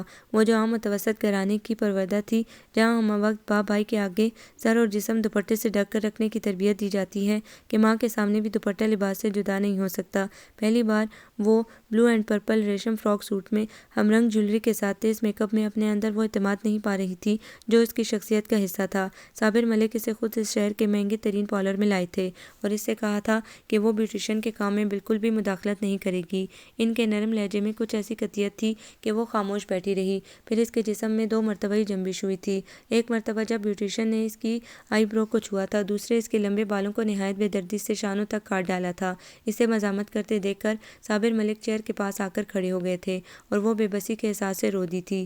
یہ اعلیٰ طبقے کے لوگوں کی محفل تھی، جہاں مرد تو 3 پیس سوٹ میں ملبوس، ہاتھوں میں امپورٹڈ سگار لیے محو گفتگو تھے، اور عورتیں فیشن کی دوڑ میں سب سے آگے نکل جانے اور ماڈرن کہلوائے جانے کی خواہش میں ایسے ایسے لباسوں میں ملبوس تتلیوں کی طرح کھلکھلاتی پھر رہی تھیں کہ عورت کو عورت پن عریاں ہو کر رہ گیا تھا۔ صابر ملک بہت جوش و خروش سے اسے اپنے دوستوں سے ملواتے پھر رہے تھے جو سبھی اس ملک کی معزز و اعلیٰ ہستیاں تھیں۔ دولت و شہرت ہمیشہ جن کی باندھی رہی ہے، مہنگے کولن سے مہکتے ملبوس والے جن کی آنکھوں سے چھلکتی ہوس کے شرارے، چہروں پر چھائی عیارانہ چمک، اسے لگ رہا تھا گویا آدم خور درندوں کے درمیان گر گئی ہے۔ صابر ملک اسے چیئر پر بٹھا کر سامنے کھڑی خواتین کے درمیان کہکے لگا رہے تھے۔ اس وقت بے باک انداز میں کہکے لگاتے صابر ملک بالکل بدلے ہوئے لگ رہے تھے۔ یا اللہ، یہ سب کیا ہے؟ میں کہاں پھنس گئی ہوں؟ ہیلو مس میکار، کیا ایکٹیویٹیز ہیں آپ کی؟ مسٹر اسد فاروقی نے اس کے نزدیک صوفے پر بیٹھتے ہوئے خاصے بے تکلف انداز میں اس کے شانے پر ہاتھ رکھتے ہوئے کہا تو وہ ان کی اس جسارت پر کانپ اٹھی۔ کولڈ ڈرنک ہاتھ سے چھوٹ کر بے آواز قالین پر گری تھی۔ سب وہاں ارد گرد سے بے خبر اپنے آپ میں مگن تھے۔ اس پر کسی نے توجہ نہ دی تھی۔ آپ نے بتایا نہیں جناب من، کبھی ہمیں بھی خدمت کا موقع دیجیے۔ انہوں نے اس کا سرد ہاتھ تھامتے ہوئے جھک کر رومانٹک لہجے میں کہا، کیا باتیں ہو رہی ہیں؟ اسی لمحے صابر ملک وہاں آ گئے تھے۔ اسے شدید حیرت کا جھٹکا لگا صابر ملک کا بے حس انداز دیکھ کر، ورنہ وہ سوچ رہی تھی وہ اسد فاروقی کی حرکت پر اس کا حشر کر دیں گے، مگر ہم آپ کی سالی کو اپنی گھر والی بنانے پر رضامند کر رہے ہیں۔ انہوں نے کہکا لگاتے ہوئے اس کا ہاتھ اپنے ہاتھ میں دباتے ہوئے اس انداز میں کہا کہ اس کا انگ انگ سلگ اٹھا۔ صابر بھائی، یہ… اس نے سراسیمہ و متوش انداز میں ان کی طرف دیکھا اور جھٹکے سے ان سے ہاتھ چھڑا کر کھڑی ہو گئی۔ Oh come on baby, you are very lucky girl. Asad Farooqui کوئی معمولی آدمی نہیں ہے، گرمٹی ہاتھ میں لے تو وہ سونا بن جاتی ہے۔ تمہاری تو قسمت دمک اٹھی ہے۔ صابر ملک کی سرخوشی اور اس کی کیفیت سے بے نیازی اسے شاکڈ کر گئی۔ ہم خوش نصیب تو جب ہوں گے تب یہ ہمیں مل جائیں گی۔ ارے کیوں نہیں، بس آپ کو زیادہ انتظار نہیں کرنا ہوگا۔ صابر ملک ان کا بازو پکڑ کر کھڑے ہو گئے اور آگے کی جانب بڑھ گئے۔ اوکے ڈیئر، میں ابھی آتا ہوں۔ وہ جاتے جاتے بھی انگلی سے اس کے رخسار کو چھو کر کہتے گئے۔ ہال کی کچھ لائٹس یکدم آف ہو گئیں اور مدھم روشنیوں میں ڈانسنگ فلور پر تھرکتے وجود پراسرار سے لگ رہے تھے۔ صابر ملک اسد ملک کے ہمراہ مہمانوں میں گم تھے۔ وہ اندر کی وحشت سے گھبرا کر غیر محسوس طریقے سے باہر ایک الگ تھلگ پرسکون گوشے میں آ گئی۔ اسے حالات کے ساتھ بدلتے چہروں سے خوف آ رہا تھا۔ کسی نے اچانک ہی اس کے شانوں پر ہاتھ رکھا تو بری طرح گھبرا کر مڑی۔ شش، گھبراؤ نہیں، میں تمہاری دوست ہوں۔ اس کے سامنے پرپل ساڑی میں ملبوس نہایت خوبصورت عورت کھڑی تھی۔ خاصی پریشان لگ رہی ہو، گھبراؤ نہیں، میں تمہاری بہن مہوش کی دوست ہوں۔ میرے پاس زیادہ وقت نہیں ہے، کبھی بھی یہاں کوئی آ سکتا ہے، یہ میرا ایڈریس ہے، کل کسی طرح بھی مجھ سے ملنا، اور کسی کو بھی معمولی سا شک نہیں ہونا چاہیے۔ اس نے ہاتھ میں دبا کارڈ اس کی جانب بڑھاتے ہوئے آہستہ اور رازدارانہ لہجے میں کہا، میری کچھ سمجھ میں نہیں آ رہا، میں کیا کروں، میرے ساتھ کیا ہو رہا ہے۔ اس نے وہیں رونا شروع کر دیا۔ پے در پہ واقعات نے اسے ہراساں کر ڈالا تھا۔ اسٹوپڈ مت بنو، سنبھالو خود کو۔ صابر ملک بہت خطرناک آدمی ہے، اسے کسی طرح بھی شک نہیں ہونا چاہیے۔ وہ تیزی سے سمجھا کر اندر کی طرف غائب ہو گئی تھی، جبکہ اسے خود کو سنبھالنے میں خاصی دقت ہو رہی تھی۔ کچھ دیر بعد صابر ملک کو دیکھ کر اس نے آنسو صاف کیے تھے۔ کیا ہوا، یہاں کیوں آ گئی؟ وہ قریب آ کر بولے۔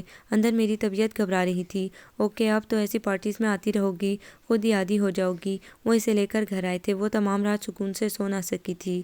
Please sit down, director of intelligence sir Aftab Khan نے شمویل سے کہا۔ Thanks sir. آپ نے کرسی پر بیٹھتے ہوئے مؤدبانہ انداز میں شکریہ ادا کیا۔ کہاں تک پہنچی آپ کی انویسٹیگیشنز؟ کام تقریباً تیار ہے سر، ہمیں صرف موقع کی تلاش ہے۔ یہ گروہ بالکل جداگانہ اور فول پروف انداز میں کام کرتا ہے، اور اس کے سرگرم رکن بہت اعلیٰ و معتبر ہستیاں ہیں۔ یہ لوگ لڑکیوں سے فلرٹ کرتے ہیں، مجبور پریشان حال لڑکیوں کو آسان جاب اور پرکشش سیلری کی لالچ میں اپنے جال میں پھانستے ہیں، ان کو دولت اور راحت کی چمک دمک دکھا کر خرید لیتے ہیں۔ ان میں کچھ ایسی بیوقوف لڑکیاں بھی ہوتی ہیں جو راتوں رات دولت مند بن جانا چاہتی ہیں، اور کچھ لڑکیاں ان کے ہاتھوں پھنس کر بے بس و مجبور ہو جاتی ہیں اور ان کے اشاروں پر ناچتی ہیں۔ ہر کام ان کی منشا کے مطابق کرتی ہیں۔ ان سے تمام غلط کام اس قدر منظم طریقے سے کروائے جاتے ہیں کہ ان کے جسم ہی نہیں، روحیں بھی مردہ و بے حس ہو جاتی ہیں، پھر وہ اڑنا بھی چاہیں تو نہیں اڑ سکتی۔ ان لوگوں کا طریقہ واردات بہت گھٹیا اور نفرت آمیز ہے۔ ایسے بے ضمیر اخلاق باختہ لوگوں کو سر عام پھانسی دے کر عبرت کا نشان بنانا چاہیے، تاکہ آئندہ کوئی ایسا گھناؤنا جرم کرنے سے قبل ان لوگوں کا انجام یاد رکھ کر آگے قدم نہ اٹھا سکے۔ آفتاب خان کے لہجے میں حقیقی غم و غصہ تھا۔ اس گروہ کے چند اہم اراکین سے میں واقف ہو چکا ہوں اور انشاءاللہ بہت جلد ان تک پہنچ جاؤں گا۔ میری دعائیں آپ کے ساتھ ہیں، کوشش کرتے رہیے، کامیابی بہت جلد آپ کی محنت کا ثمر دے گی۔ نہ صرف بہت ہی معصوم زندگیوں کو ہم اس ذلت و رسوائی کی دلدل میں گرنے سے بچا لیں گے، بلکہ ملک کو بھی ان ناسوروں سے پاک کر ڈالیں گے۔ شکریہ سر، آپ کی حوصلہ افزائی دعائیں میرے لیے حیات بخش سرمایہ ہیں۔ میں آخری سانس تک لڑوں گا اور فتح حق کی ہوگی۔ شمویل کے مضبوط لہجے میں عزم و استقلال جھوم رہا تھا۔ I am proud of you officer. اگر ہمارے ملک کے تمام طبقوں کے لوگ اس عزم، ہمت اور وطن کی محبت میں سرشار اپنے فرائض ایمانداری اور دیانتداری سے کریں تو انشاءاللہ وہ دن دور نہیں کہ سپر پاور سے بھی سپریم پاورز ہمارا ملک ہوگا۔ واہ واہ، کیا ٹھاٹھ ہے بھئی! وہ شخص جو کبھی ناک پر مکھی نہ بیٹھنے دے تم جیسے بندے کو کس طرح گھنٹوں بٹھا لیتا ہے۔ اس کے آفس سے نکلتے ہی عمیر نے لڑاکا عورتوں کی طرح ہاتھ اور دیدے نچا کر کہا، پہلے جملے کو درست کرو، میں چیئر پر بیٹھتا ہوں، ان کی ناک پر نہیں۔ شموئیل اس کے سامنے پڑی چیئر پر بیٹھتے ہوئے اطمینان سے بولا، اگر ناک پر بھی بیٹھ جاؤ گے تو بجائے تکلیف کے فخر محسوس کریں گے۔ وہ جل کر بولا تو شموئیل بے ساختہ مسکرا اٹھا تھا، شام میں تیار رہنا، خاص کام سے چلنا ہے۔ دوسرے دن اس نے اس مہربان عورت سونیا دورانی سے ملنے کی بہت کوشش کی، مگر اسے وہ کارڈ مل کر ہی نہیں دیا جس میں اس کا ایڈریس اور فون نمبر درج تھا۔ نورن، تم نے یہاں سے کوئی کارڈ اٹھایا ہے؟ ہاں، کہاں ہے؟ مجھے دو۔ مہکار غصے سے اس سے مخاطب ہوئی۔ کارڈ میرے پاس ہے۔ اسی لمحے اندر آتے صابر ملک کے ہاتھ میں وہ کارڈ دیکھ کر حیرت و خوف سے اچھل پڑی تھی۔ حالانکہ کارڈ اس نے بہت احتیاط سے چھپایا تھا۔ جو اونٹ پالتے ہیں وہ دروازے بھی بلند رکھتے ہیں۔ تم نے کس طرح سمجھ لیا کہ ہم تم سے غافل رہ سکتے ہیں؟ کیسی باتیں کر رہے ہیں آپ صابر بھائی؟ سنو لڑکی، عادت کے برخلاف ہم نے تم سے بہت رعایت برت لی، اب تم سیدھی طرح سے راہ راست پر آ جاؤ تو بہتر ہے۔ از حد محبت اور شفقت کرنے والے شخص کا یہ روپ، ہمہ وقت جھکی رہنے والی نگاہیں اٹھیں تو تمام کمینگی اور درندگی نظر آنے لگی۔ محبت، شرافت، انسانیت کا ماسک اس چہرے سے اترا تو اندر سے وہ چہرہ مسخ شدہ تھا۔ صابر بھائی، بس آج سے سب رعایتیں ختم، تم وہ کرو گی جو ہم چاہیں گے۔ صابر ملک کی لہو رنگ آنکھوں سے ابلتی درندگی اور چہرے سے ہویدہ بربریت، وہ سراسیمگی سے ان کی طرف دیکھتی رہ گئی۔ اس کے اندر دھماکے ہو رہے تھے۔ لوگوں کا ایسا روپ اس نے کہاں دیکھا تھا؟ بہت آسان اور سادہ زندگی گزارتی چلی آئی تھی، تن کے اجلے، من کے سیاہ شیطان فطرت والے لوگ۔ اس کی سمجھ میں نہیں آ رہا تھا یہ سب وہ خواب دیکھ رہی ہے یا حقیقت۔ شام کو میرے کچھ مہمان آ رہے ہیں، ان سے کس طرح پیش آنا ہے اس کی پریکٹس تمہیں ریٹا کروائے گی۔ بھیج رہا ہوں میں اسے ابھی، تم تیار رہو۔ میں بہت بیوقوف ہوں، اپنی بہن کو غلط اور آپ کو درست سمجھتی رہی۔ آپ ہی نے کتنا سمجھایا تھا کہ میں کسی طرح بھی ہاسٹل نہ چھوڑوں، کہیں تنہا باہر نہ جاؤں۔ میرے یہاں آنے پر جو انہوں نے غصہ اور ناراضگی کا اظہار کیا تھا، کتنا درست کیا تھا، اس کی وجہ اب میری سمجھ میں آ رہی ہے۔ کاش جب ہی آپ ہی مجھے جان سے مار دیتی تو کس قدر اچھا ہوتا، لیکن میں اب بھی ایسا ہی کروں گی، اپنی جان دے دوں گی، لیکن آپ کے اشاروں پر کٹ پتلی نہیں بنوں گی۔ اس نے نفرت سے صابر ملک اور مسکراتی نورن کو دیکھ کر چیختے ہوئے کہا، او خودکشی کرو گی؟ اچھا، مر جاؤ، لیکن اپنی اتنی محبت کرنے والی، خیال رکھنے والی بہن کے بارے میں بھی تو کچھ سوچو۔ اسے یہاں اسی طرح چھوڑ جاؤ گی جو نہ زندہ ہے اور نہ مردہ؟ کیا آپ ہی یہاں ہیں؟ مگر وہ ہاں ہاں ہاں، وہ اس گھر کے خفیہ تہخانے میں موت کی جانب بڑھ رہی ہے، اب اسے زندگی کی طرف تم ہی کھینچ کر لا سکتی ہو۔ صابر ملک نے استہزائیہ کہکہ لگاتے ہوئے نئی اطلاع دی، تم بہت کمینے، دھوکے باز اور جھوٹے ہو۔ کیوں قید کیا ہے آپ ہی کو تم نے؟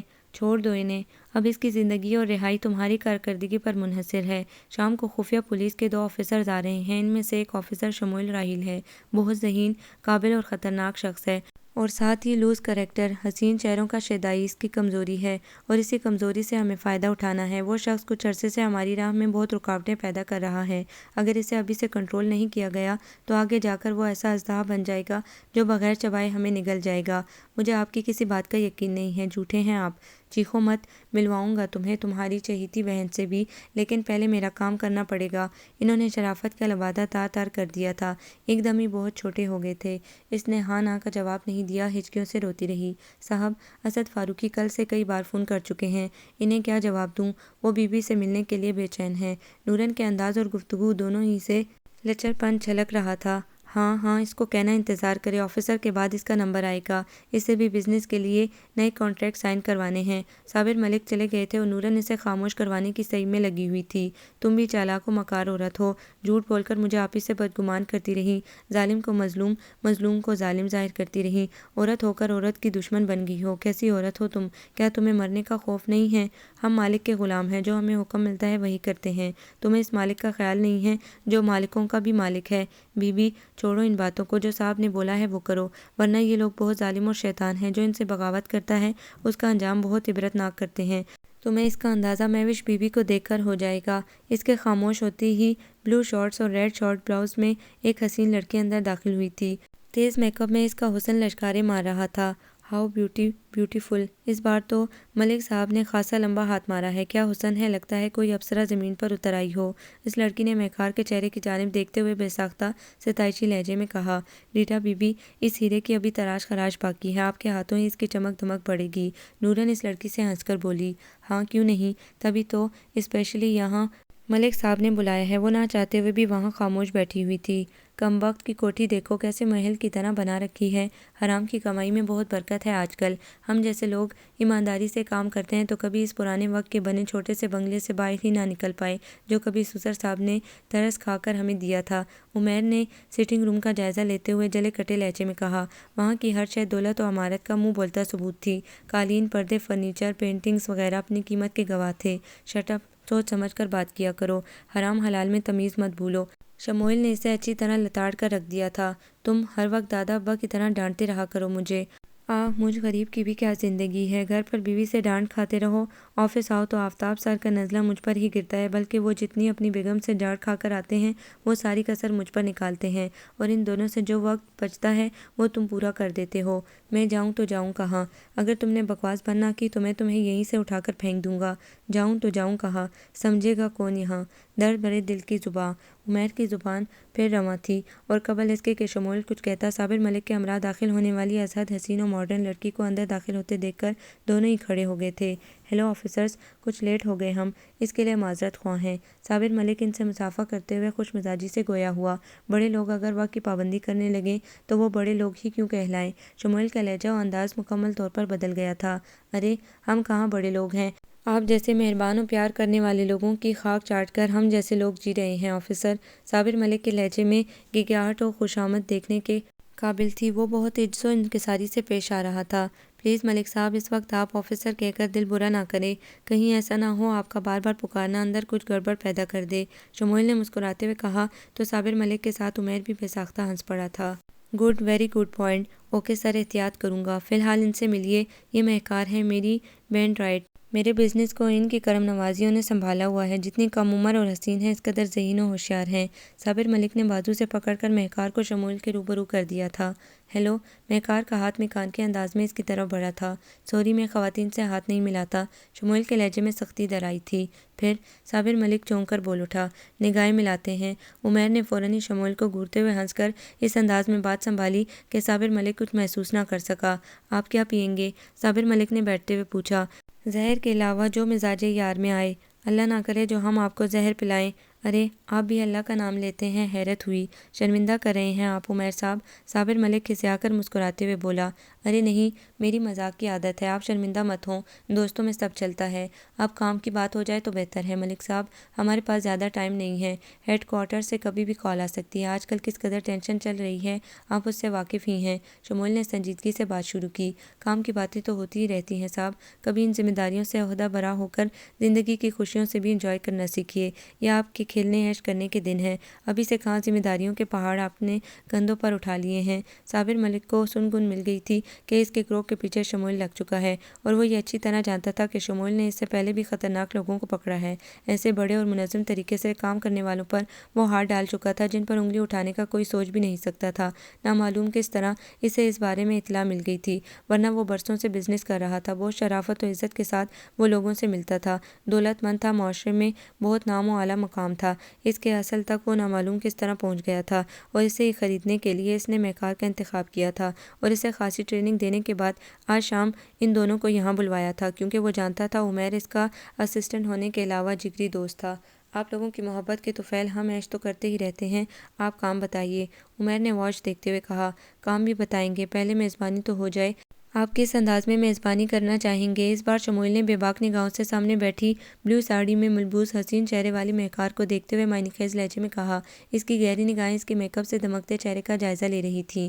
جس طرح آپ چاہیں گے، اسی طرح سر۔ صابر ملک کی باتیں کھلی پڑ رہی تھیں۔ آپ اس قدر اصرار کر رہے ہیں تو یہاں نہیں، میں سمجھتا ہوں سر، آپ کو ہمارا گفٹ ہوٹل گلوریا کے کمرے نمبر 13 میں مل جائے گا۔ وقت کی کوئی قید نہیں ہے۔ صابر ملک اور وہ اس وقت ایک ہی گیدرنگ کے لگ رہے تھے۔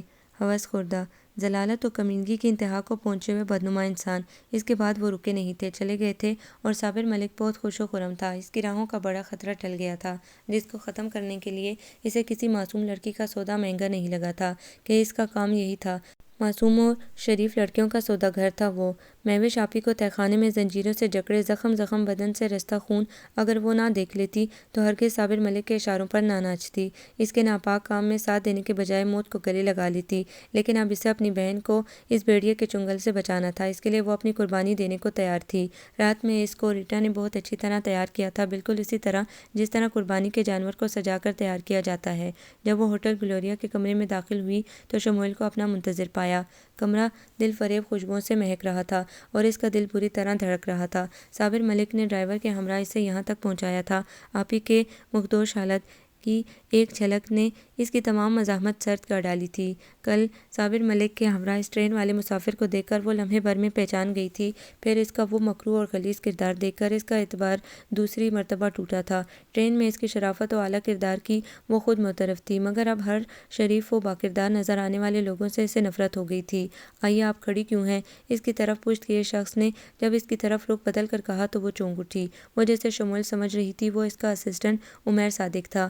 آپ وہ بری طرح بوکھلا گئی۔ اسے صابر ملک نے ایک پڑیا دی تھی کہ وہ بہت خاموشی سے شموئیل کی کولڈ ڈرنک میں ملا کر پلا دے۔ اسے یہ کام لازمی اور ازحد احتیاط سے کرنا تھا، مگر یہاں عمیر کو دیکھ کر اس کا گھبرانا فطری تھا کہ اس کی اور مہوش کی آزادی کا پروانہ یہی کام تھا۔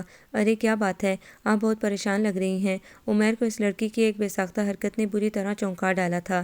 بلا شبہ وہ بھرپور حسن رکھتی تھی، جو اس وقت بہترین میک اپ، سرخ رنگ کے چمچماتے سوٹ اور میچنگ جویلری میں کچھ ایسی حسین لگ رہی تھی کہ اس کے چہرے سے نگاہیں چرانا دشوار ہی نہیں ناممکن تھا۔ اس کے باوجود عمیر کی نظر پڑی تو اس نے محسوس کیا وہ لڑکی رسی نما دوپٹے سے اپنے آپ کو چھپانے کی کوشش کر رہی تھی، اور اس کی اس حرکت نے عمیر کو چونکایا تھا۔ نہیں، میں پریشان نہیں ہوں، اس نے خود کو سنبھالنے کی بھرپور کوشش کی۔ تو آئیے بیٹھیے، کچھ باتیں کرتے ہیں۔ شموئیل کو ہیڈ کوارٹر سے کال آ گئی تھی، وہ کچھ دیر میں آ جائے گا۔ عمیر کی نگاہیں بہت باریکی سے اس کی پریشان و بے چین حرکات کا جائزہ لے رہی تھی۔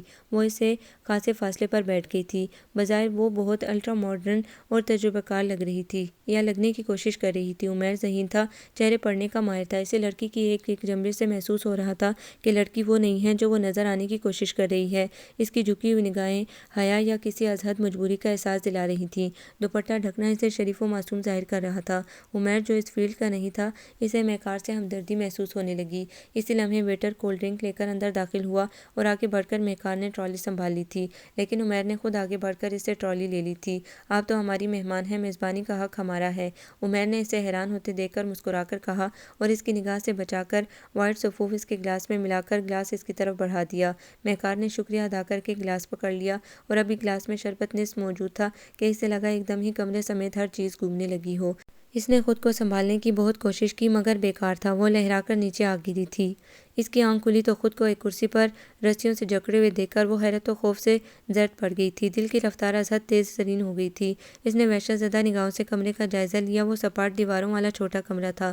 سامنے دیوار میں لوہے کا دروازہ نصب تھا، جو اس وقت بند تھا۔ اس چیئر کے علاوہ وہاں 2 چیئرز اور رکھی ہوئی تھی۔ اس کے علاوہ اور کوئی شے کمرے میں نہیں تھی۔ چھت میں نصب 23 وولٹ کا بلب وہاں پراسرار سی مگر نگاہوں میں شدید چبھنے والی روشنی پھیلا رہا تھا۔ وہ نامعلوم کب سے بندی بیٹھی ہوئی تھی، جسم کا ایک ایک عضو درد کر رہا تھا۔ اسی لمحے دروازہ کھلا اور اس سے اندر داخل ہونے والے شخص کو دیکھ کر وہ حیران رہ گئی۔ وہ اس کے مقابل آ کر کھڑا ہوا، مخاطب ہوا۔ ہوش آ گیا تمہیں؟ اس کے سرخی مائل رنگت، ذہانت و فخر سے دمکتی براؤن آنکھوں میں اور خوبرو اور وجیح چہرے کے ہر نقش سے ایک خاص تمسخر اور تضحیک آمیز مسکراہٹ نمایاں ہو رہی تھی۔ سیاہ پینٹ اور نیلی شرٹ میں اس کا دراز قد نمایاں تھا۔ یہ میں کہاں ہوں؟ یہ پولیس کا ایک ٹھکانہ ہے۔ یہ جگہ اس قدر سیکرٹ ہے کہ تمہارے ساتھی کسی طرح بھی دریافت نہ کر پائیں گے، اور تمہارے لیے یہ جاننا ضروری نہیں کہ تم کہاں ہو، اس نے سرد لہجے میں کہا۔ لیکن کیوں؟ خوف و دہشت سے اس کی حالت قابل دید تھی۔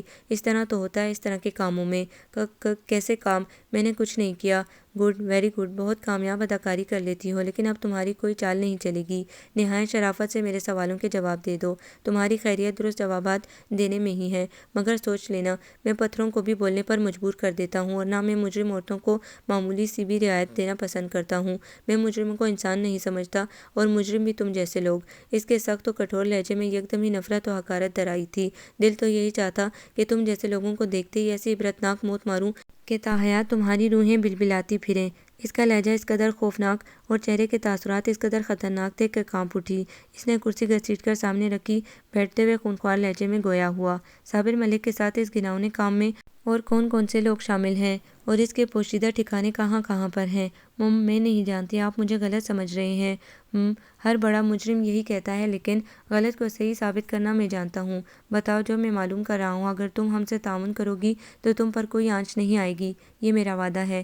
ہم بہت خاموشی اور از حد احتیاط سے آپریشن کریں گے۔ تمہیں ہماری ایجنسی سپورٹ کرے گی۔ ہم کورٹ میں بھی تمہارا ساتھ دیں گے۔ اس بار اس کا لہجہ قدرے نرم اور دھیما تھا، بالکل رم جم برستی پھوار کی مانند۔ آپ میرا یقین کریں، میں کچھ نہیں جانتی، مجھے کچھ معلوم نہیں ہے۔ میں لاہور میں رہتی تھی، میرے والدین کی ڈیتھ ہو گئی تو صابر بھائی مجھے یہاں لے آئے۔ کیا رشتہ ہے صابر ملک سے تمہارا؟ اس کے لہجے میں تمسخر اور نگاہوں میں بے یقینی تھی۔ وہ میری سسٹر کے ہسبینڈ ہیں۔ اچھا، آپ کیا کہتی ہو؟ اب بھی انجان و لاتعلق ہو ہر طرف سے؟ صابر ملک جس کو رائٹ ہینڈ کہتا ہے وہ لڑکی اتنی معصوم و انجان ہو، وہ اس صدی کا سب سے جھوٹ یا ایسا جوک ہے جسے سن کر ہنسی کے بجائے رونے کو دل چاہے۔ آپ یقین کریں، میں جھوٹ نہیں بول رہی، مجھے کچھ معلوم نہیں ہے۔ مہکار اپنی بے بسی اور اس کی ضد و ہٹدرمی دیکھ کر روحان سی ہو گئی۔ اچھا، تم اتنی ہی پاک باز و معصوم ہو تو میرے پاس ہوٹل کے سوٹ میں تنہا سر سنور کر کیوں آئی تھی؟ کیا تم اس سے بے خبر تھی کہ اس بیڈ روم میں خفیہ کیمرے نصب کیے گئے تھے اور تمہارے پرس کی خفیہ جیب میں سے یہ بے ہوش کرنے والی صفوف کی پڑیاں کیوں رکھی تھی؟ تم اس سے بھی ناواقف ہو۔ اس نے جیب سے وہ چھوٹا سا پیکٹ نکال کر اس کے چہرے کے آگے لہرایا تو وہ پیکٹ پہچان کر اس کے پسینے چھوٹ گئے، اور وہ جو بہت گہری نگاہوں سے اس کے چہرے کے تاثرات جانچ رہا تھا، اس کی سراسیمگی اور بوکھلاہٹ شمول جیسے زیر ایک نگاہ بندے سے کسی طرح مخفی رہ سکتے تھے۔ بولو، جواب دو۔ اب بھی تم کچھ نہیں جانتی؟ میں نے کہا نا، مجھے نہیں معلوم، میں کچھ نہیں جانتی۔ مہکار پھوٹ پھوٹ کر رو پڑی۔ وہ زندگی کے کس موڑ پر آ کھڑی ہوئی تھی، اس کا احساس اسے اب شدت سے ہو رہا تھا۔ شمویل کچھ دیر تک اسے صابر ملک اور اس کے گینگ کے بارے میں مختلف سوالات کرتا رہا۔ اس سے کچھ معلوم ہوتا تو وہ جواب دیتی۔ صابر نے بڑی جعل سازی کی تھی اس کے ساتھ۔ اسے پیکٹ دیتے وقت یہ نہیں کہا تھا کہ اس کمرے میں تصویروں اور فلم کے لیے کیمرے چھپائے گئے ہیں۔ وہ شاید ڈبل گیم کھیلنے کا ماہر کھلاڑی تھا۔ شمویل اسے لیڈی پولیس کے حوالے کر کے چلا گیا تھا اور ساتھ انہیں حکم دے کر کہ اس کے سوالات کے جوابات انہیں ہر ممکن طریقے سے لینے ہیں۔ یار، میرا دل نہیں کہتا وہ لڑکی صابر ملک کی دس راست ہے۔ کتنی معصوم و سادہ ہے۔ اس فیلڈ کی لڑکیوں میں مخصوص عامیانہ انداز و گھٹیا پن ہوتا ہے۔ ان کی فطرت کی کمینگی، کردار کی غلاظت کسی تعفن کی مانند ان کے وجود سے اٹھتی ہے۔ معصوم، سادہ، با کردار ڈیئر برادر، تمہیں دنیا کی ہر عورت، ہر لڑکی ماں سوائے اپنی وائف کے انہیں خصوصیات و وصفات کی مالک نظر آتی ہیں۔ بائی گاڈ، میرا یقین کرو یار، زبان جھوٹ بولتی ہے مگر چہرہ اور آنکھیں کبھی حقائق نہیں چھپاتے۔ یہ کبھی جھوٹ ظاہر ہی نہیں کر سکتے۔ یہ سب بکواس ہے، دھوکہ ہے۔ بظاہر معصوم، سادہ و بے ضرر نظر آنے والے لوگ ظاہراً کس طرح ہوتے ہیں میں بخوبی جانتا ہوں، ان کے اصل سے واقف ہوں۔ اس کا لہجہ زہر آلود ہو گیا تھا۔ ماضی کی کسی تکلیف دہ یاد نے اس کے چہرے پر سرخی اور کرختگی پھیلا دی تھی۔ عمیر جو اس کے ماضی سے واقف تھا، یکلختی خاموش ہو گیا۔ چند لمحے کمرے میں خاموشی چھا گئی، پھر شمویل نے ان لیڈی انسپکٹر کو بلایا جن کی رات وہ ڈیوٹی لگا کر گیا تھا۔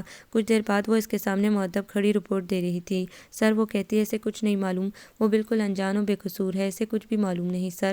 ہم نے ہر کوشش کر لی ہے، ان میں سے ایک نے رپورٹ دی۔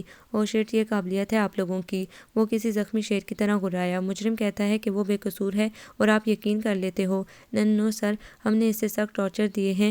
انسپکٹر گھبرا کر بولی۔ جی، یہ آپ کے ٹارچرز کا رزلٹ ہے۔ ہمیں ایک موقع اور دیں سر۔ دونوں لیڈی انسپکٹرز اس کے اختیارات سے واقف تھیں کہ وہ لمحے بھر میں انہیں جاب سے فارغ کرنے کا اختیار رکھتا ہے، اسی لیے انہوں نے جلدی سے استدعا کر دی تھی اور اس نے انہیں مزید 3 دن کا ٹائم دے دیا تھا۔ میرے خیال میں تم ایک بے گناہ کو اس گناہ کی سزا دے رہے ہو جو اس نے کیا ہی نہیں ہے۔ مجھے لگ رہا ہے وہ لڑکی درست کہہ رہی ہے۔ عمیر اس کی جانب دیکھتے ہوئے سنجیدگی سے گویا ہوا۔ جواب میں اس نے گور کر اسے دیکھا۔ جانتے ہو، اگر میں اس کمرے کی پہلی ہی چیکنگ نہ کر لیتا تو ویڈیو کیمرے ہماری فلم بنا کر وہ تمہارا انداز گفتگو اور رویہ صابر ملک کے ساتھ بالکل اور تھا۔ اگر وہ ڈیو بنتی بھی تو صابر ملک جیسا بندہ حیران ہی ہوتا کہ دنیا میں ایسے لوگ بھی ہیں جو بند کمرے میں سحر انگیز حسن کے آگے بھی اپنی شجاعت و شرافت کو سرنگوں نہیں ہونے دیتے۔ عمیر نے اس کی بات قطع کر کے کہا، میرا تمہیں کمرے میں چھوڑ کر جانا بھی فضول ہی رہا۔ صابر ملک میری توقع سے زیادہ چالاک و مکار ثابت ہوا ہے۔ شاید وہ خطرہ پہلے ہی بام گیا تھا، اس لیے لڑکی کو ہوٹل چھوڑتے ہی اپنا ٹھکانہ بھی خالی کر گیا، اور بہت کوشش کے بعد بھی اس بنگلے کے علاوہ اس کے کسی دوسرے ٹھکانے کا معلوم نہ ہو سکا، اور نہ ہی وہ وہاں ایسا کوئی نشان چھوڑ گیا ہے جس کے ذریعے کچھ معلوم کیا جا سکے۔ بہرکیف اب اس لڑکی کے ذریعے ہی ہمیں اس تک پہنچنا ہے۔ میں جا رہا ہوں۔ تم ان سے رپورٹ لے کر مجھ تک پہنچاتے رہنا، میں گھر پر ہی ہوں۔ شمول ہیڈ کوارٹر سے سیدھا گھر چلا آیا تھا۔ پچھلے 2 دن سے وہ بالکل آرام نہ کر سکا تھا۔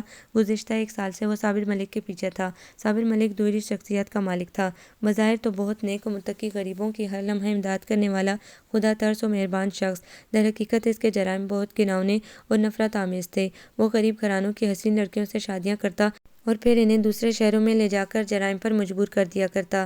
اس کا شکار بڑے بڑے صنعت کار و مالدار لوگ ہوتے تھے۔ اس کے بعد اس کا دائرہ وسیع ہو گیا۔ پھر ملک کے اعلیٰ عہدیداروں اور کچھ عیاش بد کردار و بے ضمیر افسر، ان تک اس کی راہ ہموار ہو گئی، اور یہاں سے اس نے ملک دشمن عناصر کے ساتھ روابط شروع کر دیے۔ اس کے پاس تمام لوگوں کی خفیہ طور پر بنائی گئی فلمیں اور قابل اعتراض تصویریں تھیں، جن کے ذریعے بلیک میل کر کے وہ اپنے مطلب کے کام نکلواتا تھا۔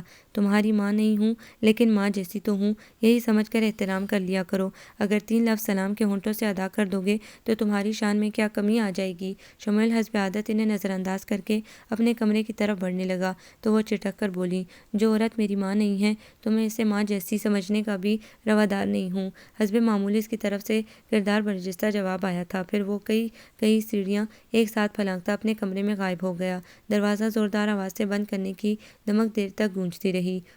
نامعلوم کیا سمجھتا ہے خود کو جانور، تم تو اس کو جانور بھی نہیں سمجھتی ہو بہو۔ عورت کا دل، خصوصاً ماں کا دل، تو مثل سمندر ہوتا ہے جہاں پیار، شفقت و ممتا کی لہریں ہمہ وقت موجود رہتی ہیں۔ اس بے ماں کے بچے کے لیے تمہارے دل میں معمولی سی بھی گنجائش نہیں ہے۔ میں جانتی ہوں اسے، وہ زبان کا کڑوا ضرور ہے، مگر فطرت اس کی بہت اچھی ہے۔ وہ جسے چاہتا ہے اس پر جان نچھاور کرنے کو تیار رہتا ہے، اور جس کو نہیں چاہتا اس کی جان لینے کے در پہ رہتا ہے۔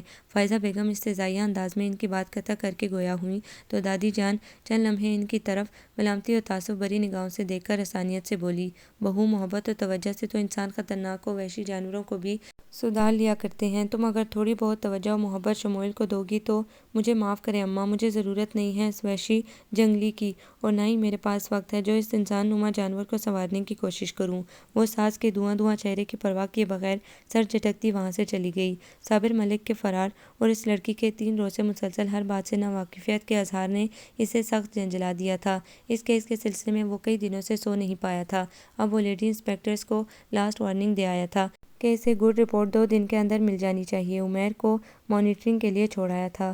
اس کا ارادہ ریسٹ کرنے کا تھا، مگر فائزہ بیگم ہمیشہ کی طرح اس کی راہ میں آ کر موڈ بگاڑ چکی تھی۔ عموماً ایسا ہی ہوتا تھا، وہ جتنا ان سے دور رہتا وہ اتنا ہی اس سے ٹکراتی اور زبان کے تمام ہتھیاروں کا استعمال بے دریغ کرتی، اور جواباً وہ بھی کوئی لحاظ و مروت رواداری کا مظاہرہ نہ کرتا۔ ان کے ہر لمحے کا حوصلہ شکن جواب دیا کرتا تھا۔ خاصی دیر بعد لے کر وہ خود کو فریش محسوس کر رہا تھا۔ وائٹ شلوار سوٹ میں اس کی سرخ و سفید رنگت چمک رہی تھی۔ خوبصورت اور ذہین آنکھوں میں تھکاوٹ اور نیند کے خمار کی سرخی نے چہرے کی وجاہت کو مزید بڑھا دیا تھا۔ اندر ٹرالی لاتی جویریہ نے بہت محبت و فخر سے اس کے خوبرو اور سراپے وجیح چہرے کو دیکھا تھا اور دل ہی دل میں بلائیں لے ڈالی تھی۔ تم کیوں آئی ہو؟ بار بار کیوں آتی ہو میرے کمرے میں؟ شموئیل نے ملازمہ کی جگہ اسے دیکھا تو ایک دم ہی گرج اٹھا۔ کیا چاہتے ہو تم لوگ؟ میں اس گھر میں نہ آؤں؟ ہاں بولو۔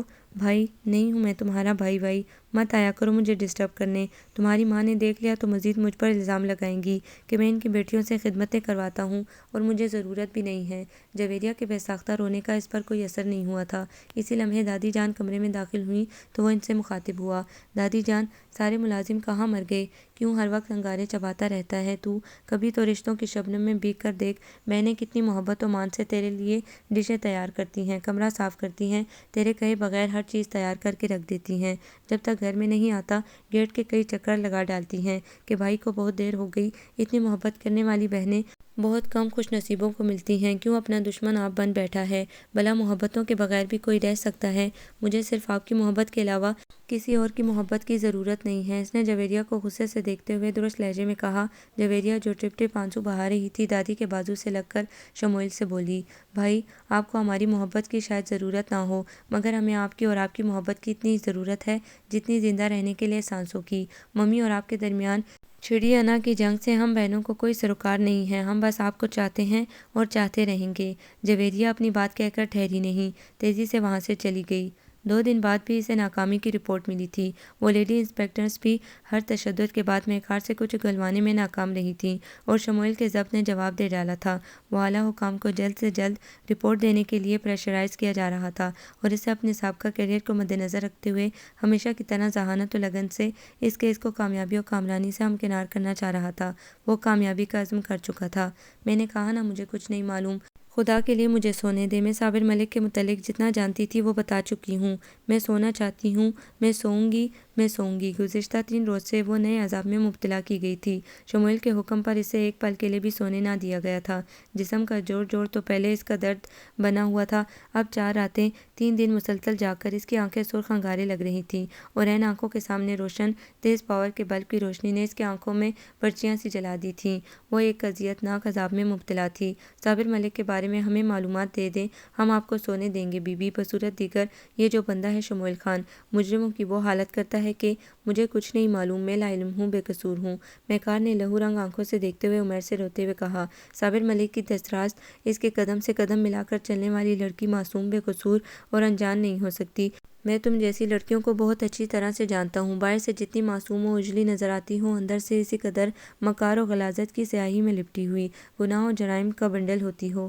شموئیل نے آگے بڑھ کر اس کے رخساروں پر تھپڑ مارنے کے لیے ہاتھ اٹھایا تھا، لیکن نہ جانے کیوں اس کا بے سکون چہرہ دیکھ کر کیوں رک گیا۔ تم خود اپنے آپ پر ظلم کر رہی ہو، آخر صابر ملک کو کیوں بچانا چاہتی ہو؟ کیا وہ اس وقت تمہاری مدد کو آ پہنچا ہے؟ اس جیسے وطن فروش سے وفاداری کیا معنی رکھتی ہے؟ میں کیا کروں، کس طرح یقین دلاؤں؟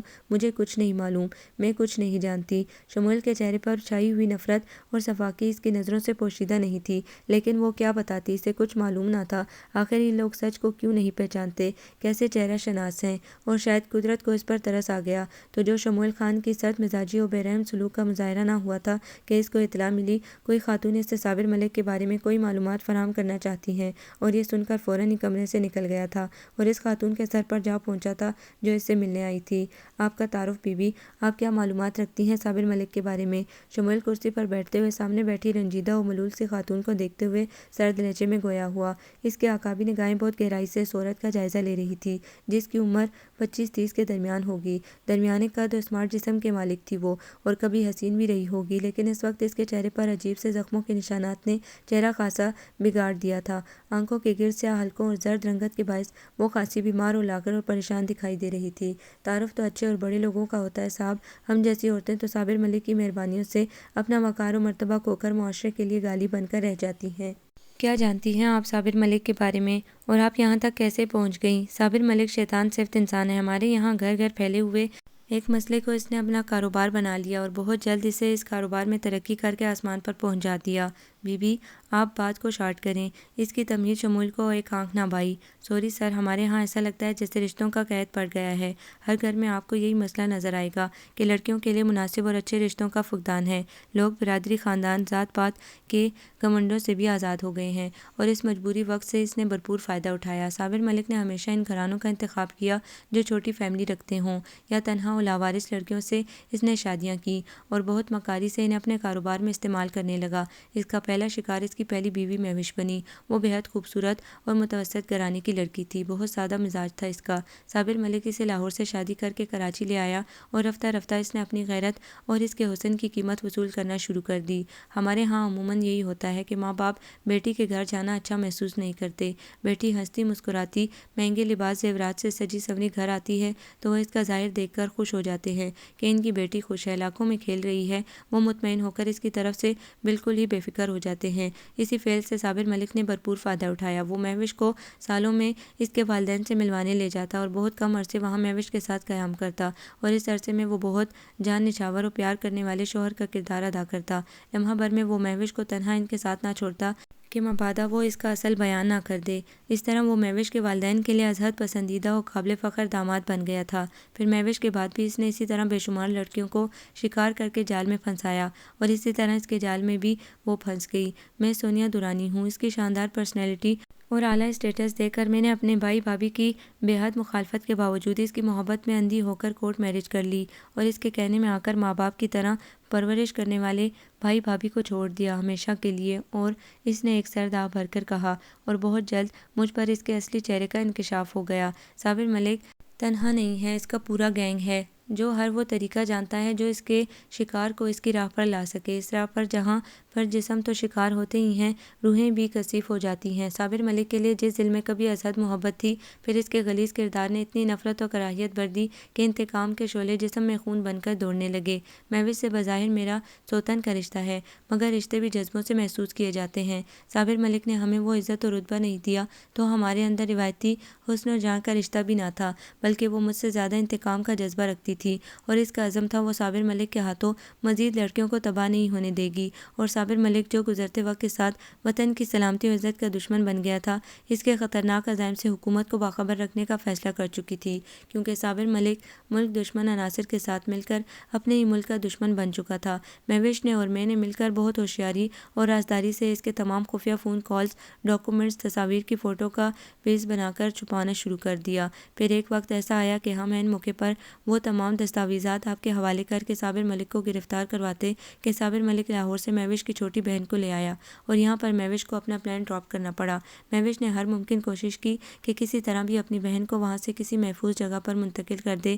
اس کی زندگی کا واحد مقصد اپنی بہن کی محبت و مستقبل تھا۔ اسے یقین تھا کہ صابر ملک اس کی بہن کو کسی خاص مقصد کے لیے اس کی اجازت کے بغیر لے آیا ہے، اور اس نے نگرانی کے لیے اپنی خاص عورت کو اس کے پاس ملازمہ کے روپ میں چھوڑا ہوا تھا، جس کا کام اس کی اور مہوش کی تنہا ملاقات نہ ہونے دینا تھا۔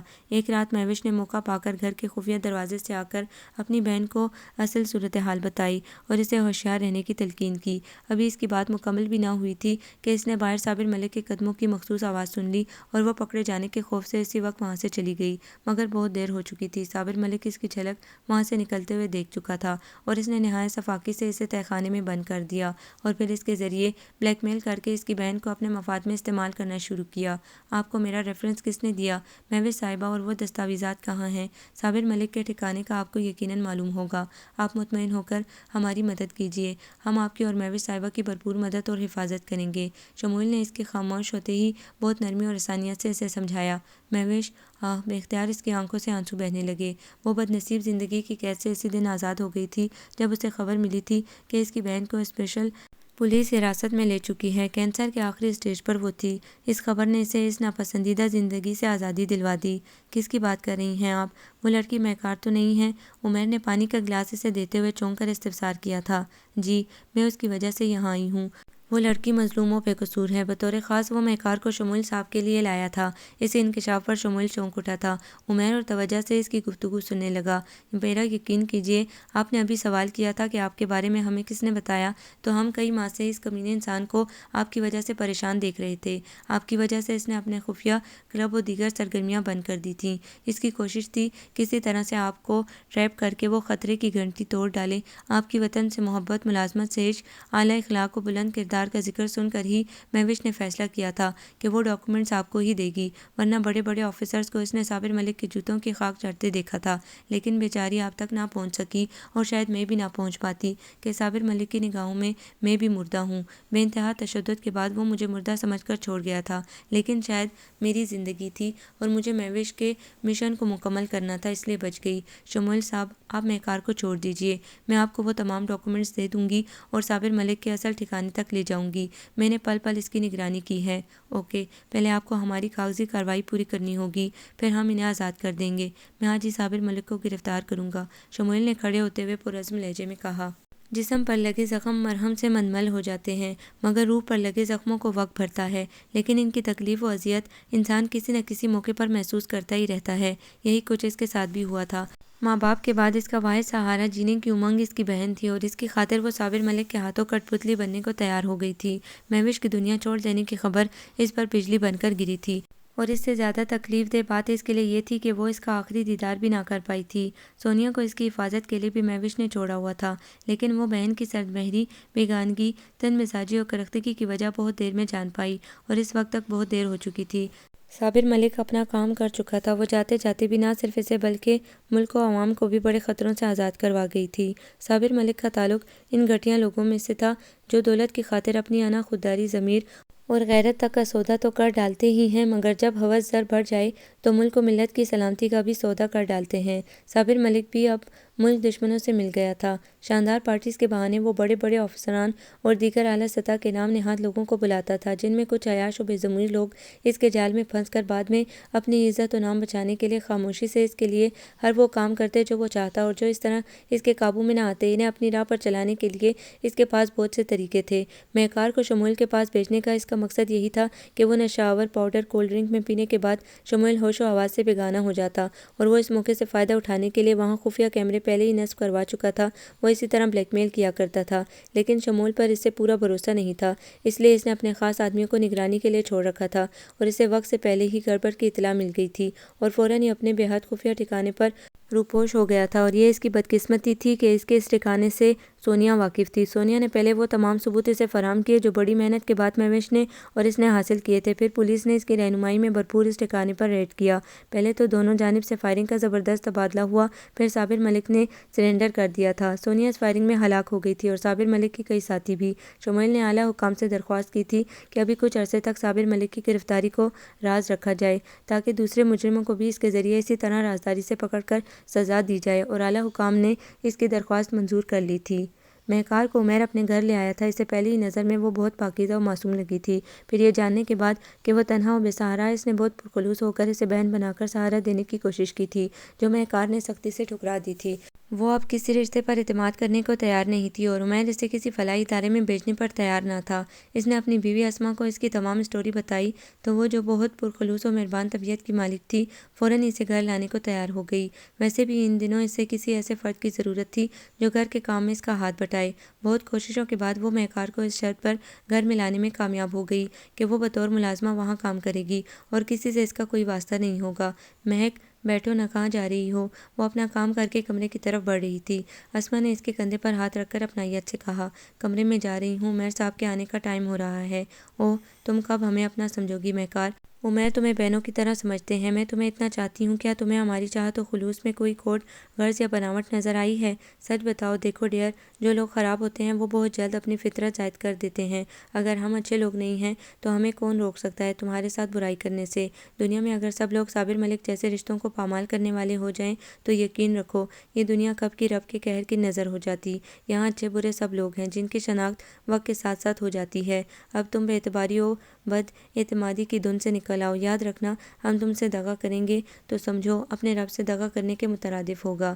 یہ بات نہیں ہے، آپ نے سنا ہوگا کہ سام کا ڈسا رسی سے بھی خوفزدہ ہو جاتا ہے۔ میں نے بہت بڑا فریب کھایا ہے۔ جس شخص کو میں فرشتہ اور قابل رحم شوہر سمجھتی رہی، اس کا اصل مکروہ اور شیطان صفت نکلا۔ اور میری بہن، جس کے لیے میرے دل میں وہ ولولہ خیز محبت کبھی محسوس نہیں ہوئی، جس کی طرف سے میں ہمیشہ متنفر و بدظن رہی، وہ کیا نکلی؟ ایسی محبت، ایسا خیال تو شاید ہی کسی بہن نے بہن کا کیا ہوگا۔ مہکار شدت دکھ سے بری طرح رو پڑی۔ اسما نے تڑپ کر اسے سینے سے لگا لیا۔ بعض رویے ایسی اندوہناک مصلحتیں اپنے اندر چھپائے ہوتے ہیں کہ جب ہم پر آشکارا ہوتے ہیں تو ہمیں محض پچھتانے اور دکھی ہونے کے کچھ نہیں کر سکتے۔ لیکن اب اس کا یہ مقصد نہیں کہ ہم ان پچھتاؤں کو اپنی بقیہ زندگی کا حصہ بنا لیں۔ اس طرح تم اپنی بہن کی روح کو بھی تکلیف پہنچاؤ گی اور اللہ کی بھی ناپسندیدہ ٹھہرو گی۔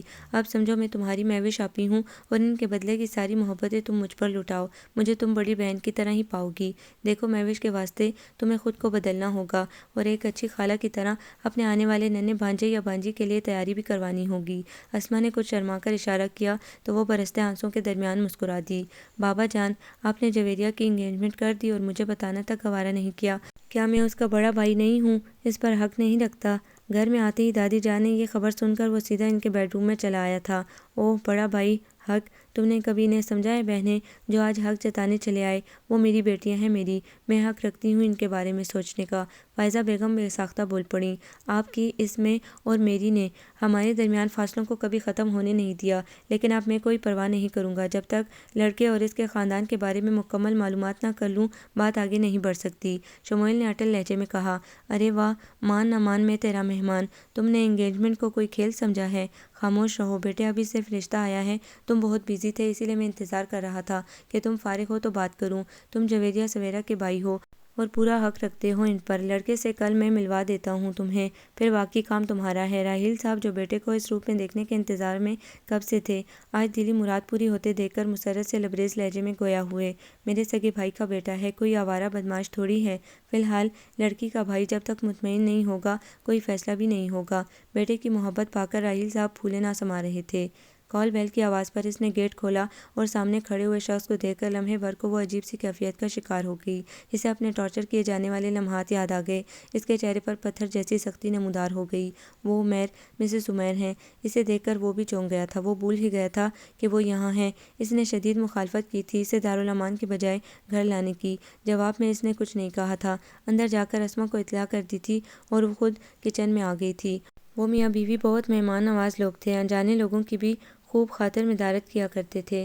پھر اس شخص کے تو ذکر یہاں ہر روز بڑے چاو سے کیے جاتے تھے، سو اسی حساب سے وہ جتنا اہتمام کرے ناکافی ہی تھا۔ ارے واہ، اتنی جلدی اتنا اہتمام کر لیا، اور چیزیں بھی تمام شمیل کے پسند کی ہیں۔ تم ٹرالی لے کر چلو، میں چائے تیار کر کے لاتی ہوں۔ اسما لوازمات سے بڑی ٹرالی اس کی جانب کھسکا کر بولی۔ نہیں باجی، آپ یہ ٹرالی لے کر جائیں، میں چائے فلاسک میں بھر کر لا رہی ہوں، اور پلیز آپ مجھے وہاں رکنے کا نہیں کہیے گا۔ اس نے چائے کے برتن ٹرالی میں سیٹ کرتے ہوئے آہستگی سے کہا۔ کیوں، یہ کیا بات ہوئی؟ عمیر بھی آ گئے ہیں وہ؟ پلیز باجی، بھائی جان کو کہہ دیجیے گا کہ میرے سر میں درد ہو رہا ہے۔ اس کے لہجے میں کچھ ایسا اصرار تھا کہ وہ خاموش ہو گئیں اور چائے کے تیار ہونے تک چند منٹ وہاں رک گئیں۔ شموئیل کی بہن کی انگیجمنٹ ہے سنڈے کو، اس کا انویٹیشن کارڈ دینے آیا ہے۔ دراصل وہ بچپن سے ہی اپنی دادی کے ساتھ رہا ہے۔ اس کی مدر کی ڈیتھ اس وقت ہوئی جب وہ 1 سال کا بھی نہ تھا، تب اسے اس کی دادی نے ہی پرورش کیا ہے۔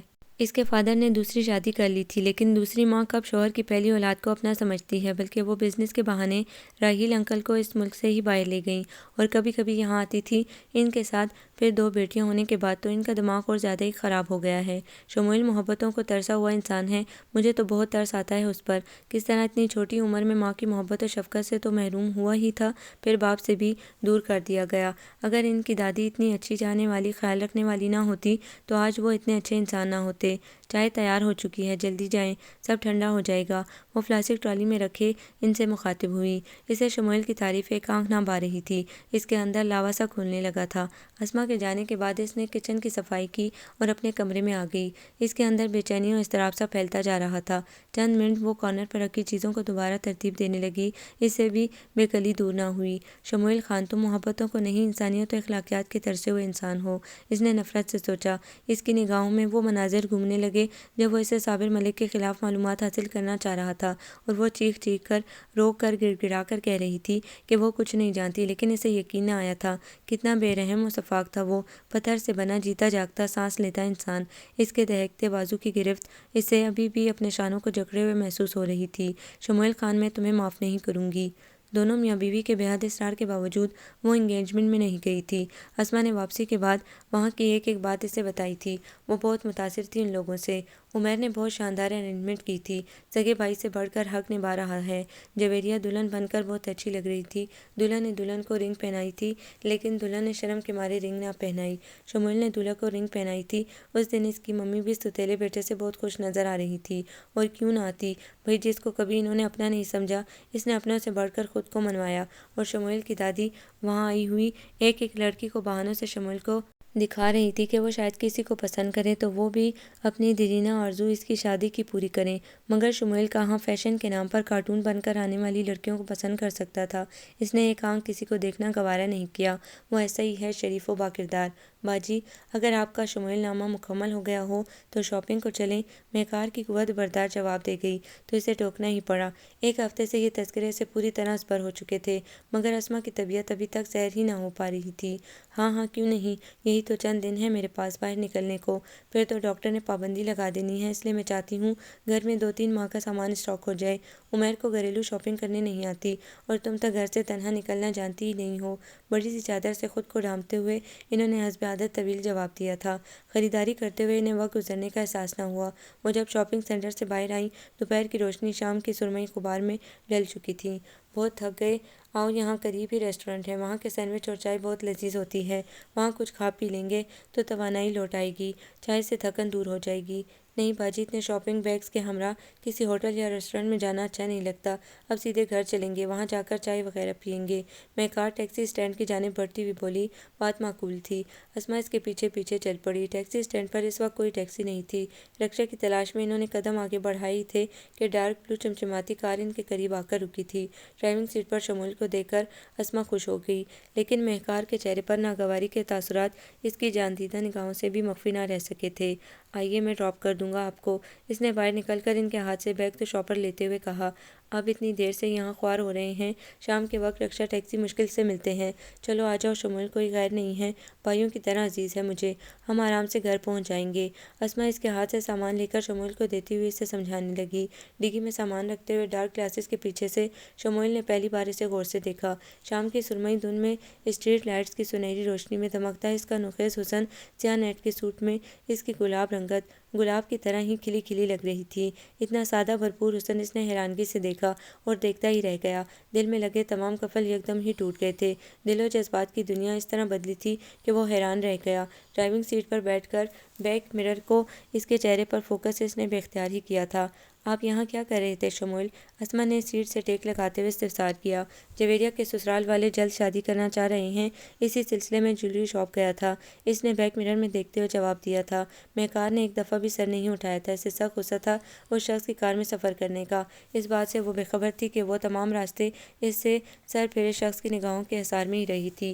ایک مہنگے ہوٹل میں وہ انہیں لے گیا تھا، اسما کی خاطر وہ چلی گئی تھی، لیکن اس نے وہاں کسی چیز کو ان کے اصرار کے باوجود ہاتھ نہ لگایا تھا۔ اسما کے علاوہ شمول نے بھی اس کے رویے کو شدت سے محسوس کیا۔ بھائی، کہاں چلے گئے تھے آپ؟ لنچ پر کتنا انتظار کیا ہے آپ کا؟ اسے دیکھتے ہی سویرا اور جویریہ آگے بڑھ کر اسے بولی تھیں۔ لنچ میں نے باہر کر لیا تھا، جویریہ کے لیے کچھ شاپنگ کرنی تھی۔ اس نے قریب بیٹھی جویریہ کی طرف دیکھتے ہوئے دھیرے سے مسکرا کر ہاتھ میں پکڑی بک اس کی طرف رکھتے ہوئے کہا، یہ جویلری بک ہے، اس میں جو ڈیزائن پسند آئے اس پر نشان لگا دینا، پھر آرڈر پر ہمیں وہ جویلری مل جائے گی۔ بھائی، جو آپ پسند کریں وہی بہتر ہے، میں کیا بتاؤں؟ جویریہ شرما کر بولی۔ میں ہاں، یہ میری کیٹیگری نہیں ہے۔ ممی اور دادی کی مدد لے لو۔ وہ بے ساختہ ہنستا ہوا بہت خوش، اچھا لگا تھا دونوں بہنوں کو۔ دونوں کیوں دماغ خراب کرنے بیٹھ گئی ہو بھائی کا؟ چلو ٹیبل پر ڈنر کے لیے برتن لگاؤ، میں نے کھانا تیار کر لیا ہے۔ فائزہ بیگم وہاں آ کر بیٹیوں سے مخاطب ہوئی تھی۔ جب سے شمول نے بہنوں اور باپ سے اپنا رویہ درست کیا تھا، گھر کا ماحول بہت پرسکون اور خوبصورت ہو گیا تھا۔ فائزہ بیگم شروع میں اپنے رویے پر قائم رہی تھی، لیکن جویریہ کی منگنی کے سلسلے میں جو محبت اور ذمہ داری کا احساس اس نے دیا تھا، اس احساس نے ان کے اندر کی زہریلی عورت کا زہر رفتہ رفتہ ختم کر دیا تھا۔ ان کا رویہ بھی ساس اور بیٹے سے بہتر ہوتا جا رہا تھا۔ وہ اپنی سابقہ حرکتوں پر شرمسار تھیں۔ شمول سے بظاہر وہ ابھی بھی لاتعلق رہتی تھیں، مگر اس کا خیال ماں کی طرح ہی رکھنے لگی تھیں۔ روبرو ہوتے ہوئے بھی اس سے جھجک تھی انہیں۔ جویریہ کو کچھ مت کہا کرو بہو، وہ اس گھر میں اب چند ہفتوں کی مہمان ہے۔ دادی جان وہاں آ کر جویریہ کو سینے سے لگاتی ہوئی گویا ہوئیں۔ بیٹیاں تو مہمان ہوتی ہی ہیں اماں، لیکن میرا بھی فیصلہ سن لیں، جب تک اس گھر میں بہو نہیں آئے گی جویریہ سسرال نہیں جائے گی۔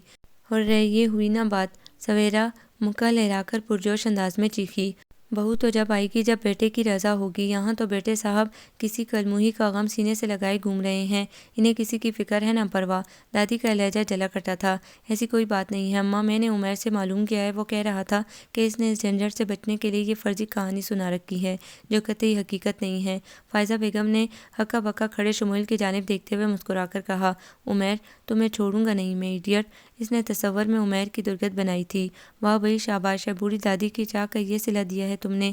دادی جان پلیز، آپ غلط سمجھ رہی ہیں، میرا مقصد آپ کی دل آزاری ہرگز نہ تھا، بلکہ ان دنوں آپ کے پرزور مطالبوں سے گھبرا کر مجھے وہ سب کہنا پڑا تھا۔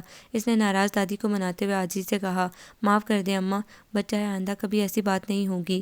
فائزہ بیگم کے کہنے پر اماں کا غصہ کچھ کم ہوا تو وہ بولیں، دو شرائط پر اس کو معاف کروں گی۔ پہلی شرط تو یہ ہے کہ تم ماں اور بیٹا اپنے درمیان قائم مصنوعی بیگانگی اجنبیت کی دیوار گراؤ۔ اماں، حماقتوں کا احساس وقت گزرنے کے بعد ہی کیوں ہوتا ہے؟ بہت بد نصیب ہوں میں جو فضول انا و ضد کے پیچھے بیٹے کی دشمن بنی رہی۔ آپ نے درست کہا تھا، ماں تو ماں ہوتی ہے، اس کے لیے اولاد صرف اولاد ہوتی ہے، سگے ستیلے کی تفریق سے بالاتر۔ میں اتنی شرمندہ ہوں بیٹا کہ آپ سے تو کیا خود سے نگاہ ملانے کے قابل نہیں ہوں۔ ایسا نہ کہیں پلیز، گستاخیاں اور زیادتیاں مجھ سے بھی کم نہیں ہوئی ہیں، بس اب تکلیف دہ باتوں کو آج سے پیچھے چھوڑ کر ہم اپنائیت و خوشیوں کی راہ پر چلیں گے۔ شمول نے نادم و شرمندہ فائزہ بیگم کا ہاتھ پکڑ کر کہا تو نم آنکھوں سے انہوں نے آگے بڑھ کر اس کی پیشانی چوم کر دعاؤں سے نوازا تھا۔ میری دوسری شرط سن لو لو کان کھول کر۔ جب تک یہ شادی کے لیے ہاں نہیں کرے گا تب تک میں اس سے ناراض رہوں گی۔ اگر اسے کوئی لڑکی پسند ہے تو یہ 1 ہفتے کے اندر اندر ہمیں اس کا پتہ دے دے، ورنہ 1 ہفتہ گزرنے کے بعد ہم اپنی پسند کی لڑکی ڈھونڈ کر شادی کی تاریخ طے کر دیں گے۔ دادی جان 1 ہفتہ بہت کم ہے، پلیز کچھ دن اور بڑھا دیں۔ نہیں بالکل نہیں، 1 ہفتے سے کم نہ زیادہ، صرف 1 ہفتہ ہے تمہارے پاس۔ ان کے حکم پر وہ سر پکڑ کر بیٹھ گیا تھا۔ کس کا فون تھا؟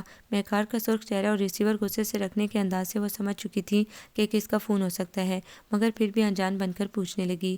آپ بخوبی سمجھ سکتی ہیں باجی کس کا فون ہو سکتا ہے۔ اس کا موڈ ابھی بھی بگڑا ہوا تھا۔ میرا خیال میں تم اس کی بات سن لو تو کوئی حرج نہیں ہے۔ جو کچھ اس سے ہوا وہ اس کے پروفیشن کا حصہ تھا۔ اس نے کسی ذات دشمنی بنا پر تمہیں ٹارچر نہیں کیا تھا۔ وہ 12 ان 4 دنوں میں تمہیں سمجھانے کی کوشش کر رہا ہے۔ تم بہت لکی ہو مہکار، ایک بہت شاندار سا بندہ تمہیں شریک حیات بنانے کے لیے کس طرح جدوجہد کر رہا ہے۔ ان 4 دنوں میں انہوں نے کتنے چکر یہاں کے لگائے ہیں، بے شمار فون کالز کر چکا ہے، مگر تم اتنی کٹھور اور سنگ دل بنی ہوئی ہو کہ اس کے آتے ہی کمرے میں بند ہو جاتی ہو، ریسیور اس کی آواز سنتے ہی رکھ دیتی ہو۔ میری مانو، ایک بار تنہائی میں سوچو تو صحیح اس کے بارے میں۔ باجی پلیز مجھے مجبور نہ کریں۔ ہاں اگر آپ لوگوں پر میں بوجھ۔ شٹ اپ مہکار، ہمارے خلوص بے غرض محبت کو کسی کی دیوانگی کی خاطر داغدار نہ کرو۔ تم ہم پر نہ اب بوجھ ہو اور نہ کبھی بوجھ ہوگی۔ اسما نے اس کی بات قطع کر کے تیزی سے کہا اور کمرے سے نکل گئی تو اسے اپنی جذباتیت کی انتہا کا احساس ہوا کہ محض اس شخص سے بدگمانی کے باعث وہ اپنے محسنوں کی کھری نیت پر شک کر گئی تھی۔ اپنی غلطی کا احساس ہوتے ہی وہ اس کے کمرے میں آ کر افسردہ بیٹھی اسما کے شانے پر سر رکھ کر رونے لگی۔ مجھے معاف کر دیجیے باجی، میں جذباتیت میں فضول بول گئی تھی۔ کوئی بات نہیں، میں ناراض نہیں ہوں، بس آج سے یہ ٹاپک ختم۔ میں عمیر کو بھی منع کر دوں گی کہ وہ شمویل کو انکار کر دے، جس کی وجہ سے ہمارے درمیان بدمزگی اور بدگمانی پیدا ہو۔ وہ بات اس گھر میں نہیں ہونی چاہیے۔ وہ جسے یہ بھرپور زعم تھا کہ کوئی بھی لڑکی اس کی رفاقت سے انکار نہیں کر سکتی، وہ جس کو چاہے پا سکتا ہے کہ اپنی بھرپور مردانہ وجاہت، اعلیٰ خاندانی بیک گراؤنڈ اور بڑی جائیداد کے اکلوتے وارث ہونے کے علاوہ ایک پرکشش جاب پر فائز ہونے کا احساس اسے تھا، لیکن اس کی خوش فہمی اور تفاخر کو ایک بہت عام سی لڑکی نے چکنا چور کر دیا تھا۔ گزشتہ 6 روز سے وہ اس کے پیچھے خوار ہو رہا تھا، مگر وہ معمولی سی بھی لفٹ نہیں دے رہی تھی۔ عمیر اور اسما نے بھی صاف کہہ دیا تھا کہ وہ مہکار کی مرضی کے خلاف کوئی کام نہیں کریں گے، اسے تنہائی اپنا مسئلہ حل کرنا تھا، اور پرابلم یہ تھی کہ صرف 1 دن باقی تھا دادی کی شرط پوری کرنے کے لیے۔ اگر کل کا دن بھی یوں ہی گزر گیا تو پھر وہ دادی جان کو نہیں روک سکتا تھا۔ ہاں اگر اس شام وہ سرمئی دھند میں آنکھوں میں ناپسندیدگی، چہرے پر بیزاری لیے وہ گلاب چہرہ اچانک اس کے دل کے مقفل دروازے کھول کر براجمان نہ ہو جاتا تو وہ دادی کی منتخب کردہ کسی بھی لڑکی کو پوری سچائی سے اپنا لیتا، مگر اب بات دل سے زیادہ ضد و خودسری کی آ گئی تھی۔ اسے زندگی میں بہت کم چیزیں اور بہت ہی کم چہرے پسند آئے تھے۔ اپنی پسندیدہ چیزوں کو اس نے لاکھ جتن کر کے حاصل کیا تھا۔ مہکار بھی اس کی ضد بن گئی تھی۔ وہ مردانہ انا کو کچل کر اس کی طرف جھکا تھا کہ جب بات محبت کی ہو تو پھر جھکنا، پہل کرنا معیوب نہیں لگتا۔ ابھی وہ انہی سوچوں میں گم تھا کہ عمیر کی کال ہاسپٹل سے آ گئی اور وہ کار کی چابی اٹھا کر کار ہاسپٹل کی طرف دوڑانے لگا۔ مہکار نے اضطرابی انداز میں کئی چکر گیٹ کے لیے گا لیے تھے۔ صبح اسما شدید تکلیف میں ہاسپٹل گئی تھی۔ وہ اتنی بدحواس ہوئی تھی، اتنی تکلیف میں دیکھ کر کہ ہاسپٹل کا فون نمبر بھی نوٹ کرنا بھول گئی۔ گھر کا فون اچانک ہی ڈیڈ ہو گیا تھا۔ اس نے سوچا پڑوس سے فون کر کے ان کی خیریت معلوم کر لیتی۔ صبح سے دوپہر ڈھلنے کو آئی تھی، اس کی پریشانی بڑھتی جا رہی تھی۔ عصر کی نماز پڑھ کر وہ رو رو کر اسما اور اس کے ہونے والے بچے کی سلامتی کی دعائیں ہی مانگ رہی تھی کہ کال بیل کی آواز سن کر ننگے پاؤں گیٹ تک آئی تھی، اور گیٹ کھول کر سامنے کھڑے شمویل کو دیکھ کر لمحے بھر کو تو ساکت رہ گئی تھی، پھر بولی، آپ باجی اور بھائی جان گھر پر نہیں ہیں۔ اس نے تیزی سے گیٹ بند کرنا چاہا، مگر اس کا ارادہ بام کر شمویل نے تیزی سے پاؤں درمیان میں رکھ دیا تھا اور اس کے بھاری جوگر کے باعث دروازہ بند نہ ہو سکا تھا۔ مجھے عمیر نے ہی بھیجا ہے ہاسپٹل سے، آپ جلدی سے میرے ساتھ چلیں۔ اس کے اظہر سنجیدہ اور اجلت بھرے انداز نے اس کی تیز و تراری بلا دی اور وسوسے جاگ اٹھے۔ باجی کیسی ہیں، سب خیریت تو ہے نا؟ اس نے زرد پڑتے چہرے کانپتے لہجے میں پوچھا۔ آپ جلدی سے آئیں، میں کار سٹارٹ کر رہا ہوں۔ وہ جواب دینے کے بجائے تیزی سے آگے بڑھ گیا تو اس کا دل وہمت سے بے ہنگم دھڑکنے لگا۔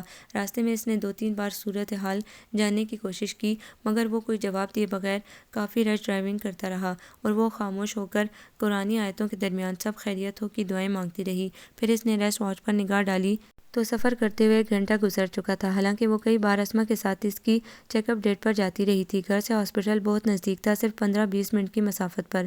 پھر یہ کہاں لے کر جا رہا تھا؟ اس نے گھبرا کر کھڑکی سے باہر بغور دیکھا، بالکل انجانا راستہ تھا، غیر آباد اور سنسان علاقہ۔ اس پر وحشت سوار ہونے لگی۔ یہ مجھے کہاں لے کر جا رہے ہیں؟ وہ اس کی طرف رخ کر کے چیخی ہاسپٹل، سنجیدہ اور سپاٹ لہجے میں جواب آیا۔ کون سے ہاسپٹل؟ یہ تو مرنے کے بعد ہی معلوم ہوگا کہ لوگ ہماری لاشوں کو کون سے ہاسپٹل لے کر جائیں گے پوسٹ مارٹم کے لیے۔ اس کا انداز ہنوز سپاٹ تھا۔ یہ کیا کہہ رہے ہیں آپ؟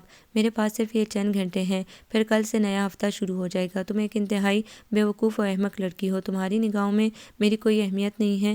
فضول ضد پکڑ کر بیٹھ گئی ہو کہ میں نے ٹارچر کیا ہے تم پر، مگر یہ تو سوچو صابر ملک نے تمہیں کیا بنا کر میرے سامنے پیش کیا تھا، اور تم نے بھی ایسی اداکاری کی تھی جن عورتوں اور لڑکیوں کو میں پسند نہیں کرتا۔ سوچو اگر میں ایک بد کردار مرد ہوتا تو تم کہاں ہوتی آج؟ اس نے درست لہجے میں کہتے ہوئے خشونت بھری نگاہیں اس کے چہرے پر ڈالیں تو مہکار کی آنکھیں بے اختیار ہی جھک گئی تھیں اور ذہن میں جھماکے سے ہونے لگے تھے۔ اگر تم یہ خواہش رکھتی ہو کہ میں تم سے اپنے رویے کی معافی مانگوں گا تو یہ تمہاری بھول ہے۔ میرا وہ رویہ ایک ایسی مجرم لڑکی کے لیے تھا جس کا ساتھی ایک ایسا مرد تھا جس کا ہر فعل اتنا مکروہ، قابل نفرت تھا کہ جس کو مٹانے کے لیے میں آخری سانس تک جدوجہد کرتا۔ جب میں حقیقت سے باخبر ہوا تو میں نے تمہیں فوراً پولیس کی گہری نگاہوں سے تمہیں چھپا کر رکھا۔ اگر تم اب بھی اپنی ضد اور ہٹ درمی پر قائم ہو تو میں بھی تمہاری اور اپنی جان ایک کر دوں گا، مگر تمہارا پیچھا زندگی میں نہیں چھوڑوں گا۔ اس نے خوفناک انداز میں کار دوبارہ اسٹارٹ کرتے ہوئے سرکشی سے کہا، میں آپ سے ہی نہیں بلکہ دنیا کے کسی بھی مرد سے شادی نہیں کرنا چاہتی۔ مہکار نے روتے ہوئے کہا، مجھے دنیا کے کسی بھی مرد پر اعتبار نہیں رہا ہے۔ مرد کے بغیر اس معاشرے میں عورت تنہا رہ بھی نہیں سکتی میڈم۔ اگر محافظ لٹیرے بن جائیں تو نہ ہی سارے مرد بے اہمیت و بے ضمیر ہوتے ہیں اور نہ ہی تمام عورتیں پارسا و پاک دامن۔ کچھ عورتیں ایسی بھی ہوتی ہیں جو ہر آسائش و راحت میسر ہوتے ہوئے بھی بلا روی و بد-چلنی کو اپنا شعار بنا لیتی ہیں، اور کچھ عورتیں اتنی عظیم و قابل احترام و ستائش ہوتی ہیں کہ غلاظت بھرے ماحول میں رہنے کے باوجود اس غلاظت و تعفن زدہ ماحول کو دل سے نہیں اپناتی، اس ماحول کا حصہ نہیں بنتی۔ ان کے ضمیر ایمان و توبہ کے نور سے سدا روشن رہتے ہیں۔ سونیا اور مہوش کی تمہارے سامنے مثالیں ہیں۔ وہ دونوں ایک مرد سے دھوکہ کھا رہی تھیں، پھر انہوں نے کیوں مجھ پر اعتبار کر کے اتنا رسک لیا تھا؟ پھر تم 6-7 ماہ سے عمیر کے گھر میں رہ رہی ہو، بتاؤ تم نے اس میں کوئی غیر اخلاقی حرکت دیکھی؟ وہ درست لہجے میں بولتا ہی چلا گیا اور اس کی نگاہوں سے کئی پردے ایک ساتھ غائب ہوئے تو وہ ندامت و شرمندگی کے احساس سے نگاہ ہی نہ اٹھا سکی۔ میری سمجھ میں نہیں آتا تم لڑکیاں اتنے آنسو کیسے بہا لیتی ہو؟ دکھ ہے تو آنسو، خوشی ہے تو آنسو، ملن ہے تو آنسو، جدائی ہے تو آنسو۔ اب آپ کس خوشی میں آنسو بہا رہی ہیں؟ نہیں کروں گا میں آپ سے زبردستی شادی، ہاں مگر یہ عہد ہے خود سے، ابھی نہیں تو کبھی نہیں، ساری زندگی میں تنہا گزاروں گا۔ میری ضد و فیصلے سے تم واقف ہو چکی ہو۔ اسما بھابی عمیر کے کسی دوست کی وائف کے ہاسپٹل میں ایڈمٹ ہیں جو شہر سے باہر ہے، جہاں ہم ابھی کچھ دیر بعد پہنچ جائیں گے۔ وہ اور ان کا بیٹا بالکل خیریت سے ہیں۔ اتنی گڈ نیوز آپ اتنی دیر بعد دے رہے ہیں؟ اسما کی خیریت اور بیٹے کا سن کر اسے حقیقی خوشی ہوئی تھی۔ کون ہے ان کے پاس؟ عمیر بھائی تو بہت خوش ہوں گے۔ بھابی کے پاس دادی جان اور ممی کو چھوڑ کر آیا ہوں، عمیر نہیں آ سکتا تھا اس لیے اس نے مجھے تمہیں لینے بھیجا تھا۔ وہ ناراض انداز میں تفصیل بتاتا ہوا بہت خفا لگا، اور آپ نے مجھے ڈرا ڈرا کر بے حال کر دیا۔ بے حال کس نے کس کو کیا ہے یہ مجھ سے زیادہ کون جان سکتا ہے؟ ٹرین کے سفر میں ساتھ رہنے والا سنجیدہ تن مزاج و بے مہر نظر آنے والا شخص اس قدر متضاد طبیعت کا مالک ہوگا میں سوچ بھی نہیں سکتی تھی۔ مہکار طمانینت سے مسکرا کر بولی، وٹ؟ کون سا ٹرین کا سفر؟ سامنے سبزے میں گھرے ہاسپٹل کے گیٹ کی طرف کار ٹرن کرتے ہوئے اس نے تعجب سے پوچھا، پھر ایک دم چونک کر بولا، وہ تم تھی؟ جی جناب، جس کو آپ کی نگاہیں گونگی بہری لڑکی کا خطاب دے چکی تھیں۔ اب یہ لڑکی سننے بولنے کے علاوہ مردوں پر اعتبار کرنا بھی سیکھ گئی ہے۔ آپ کو یہ ناول کیسا لگا؟ کمنٹس میں اپنی رائے ضرور دیں۔ ہمارے چینل کو لائک کریں، سبسکرائب کریں، شیئر کریں۔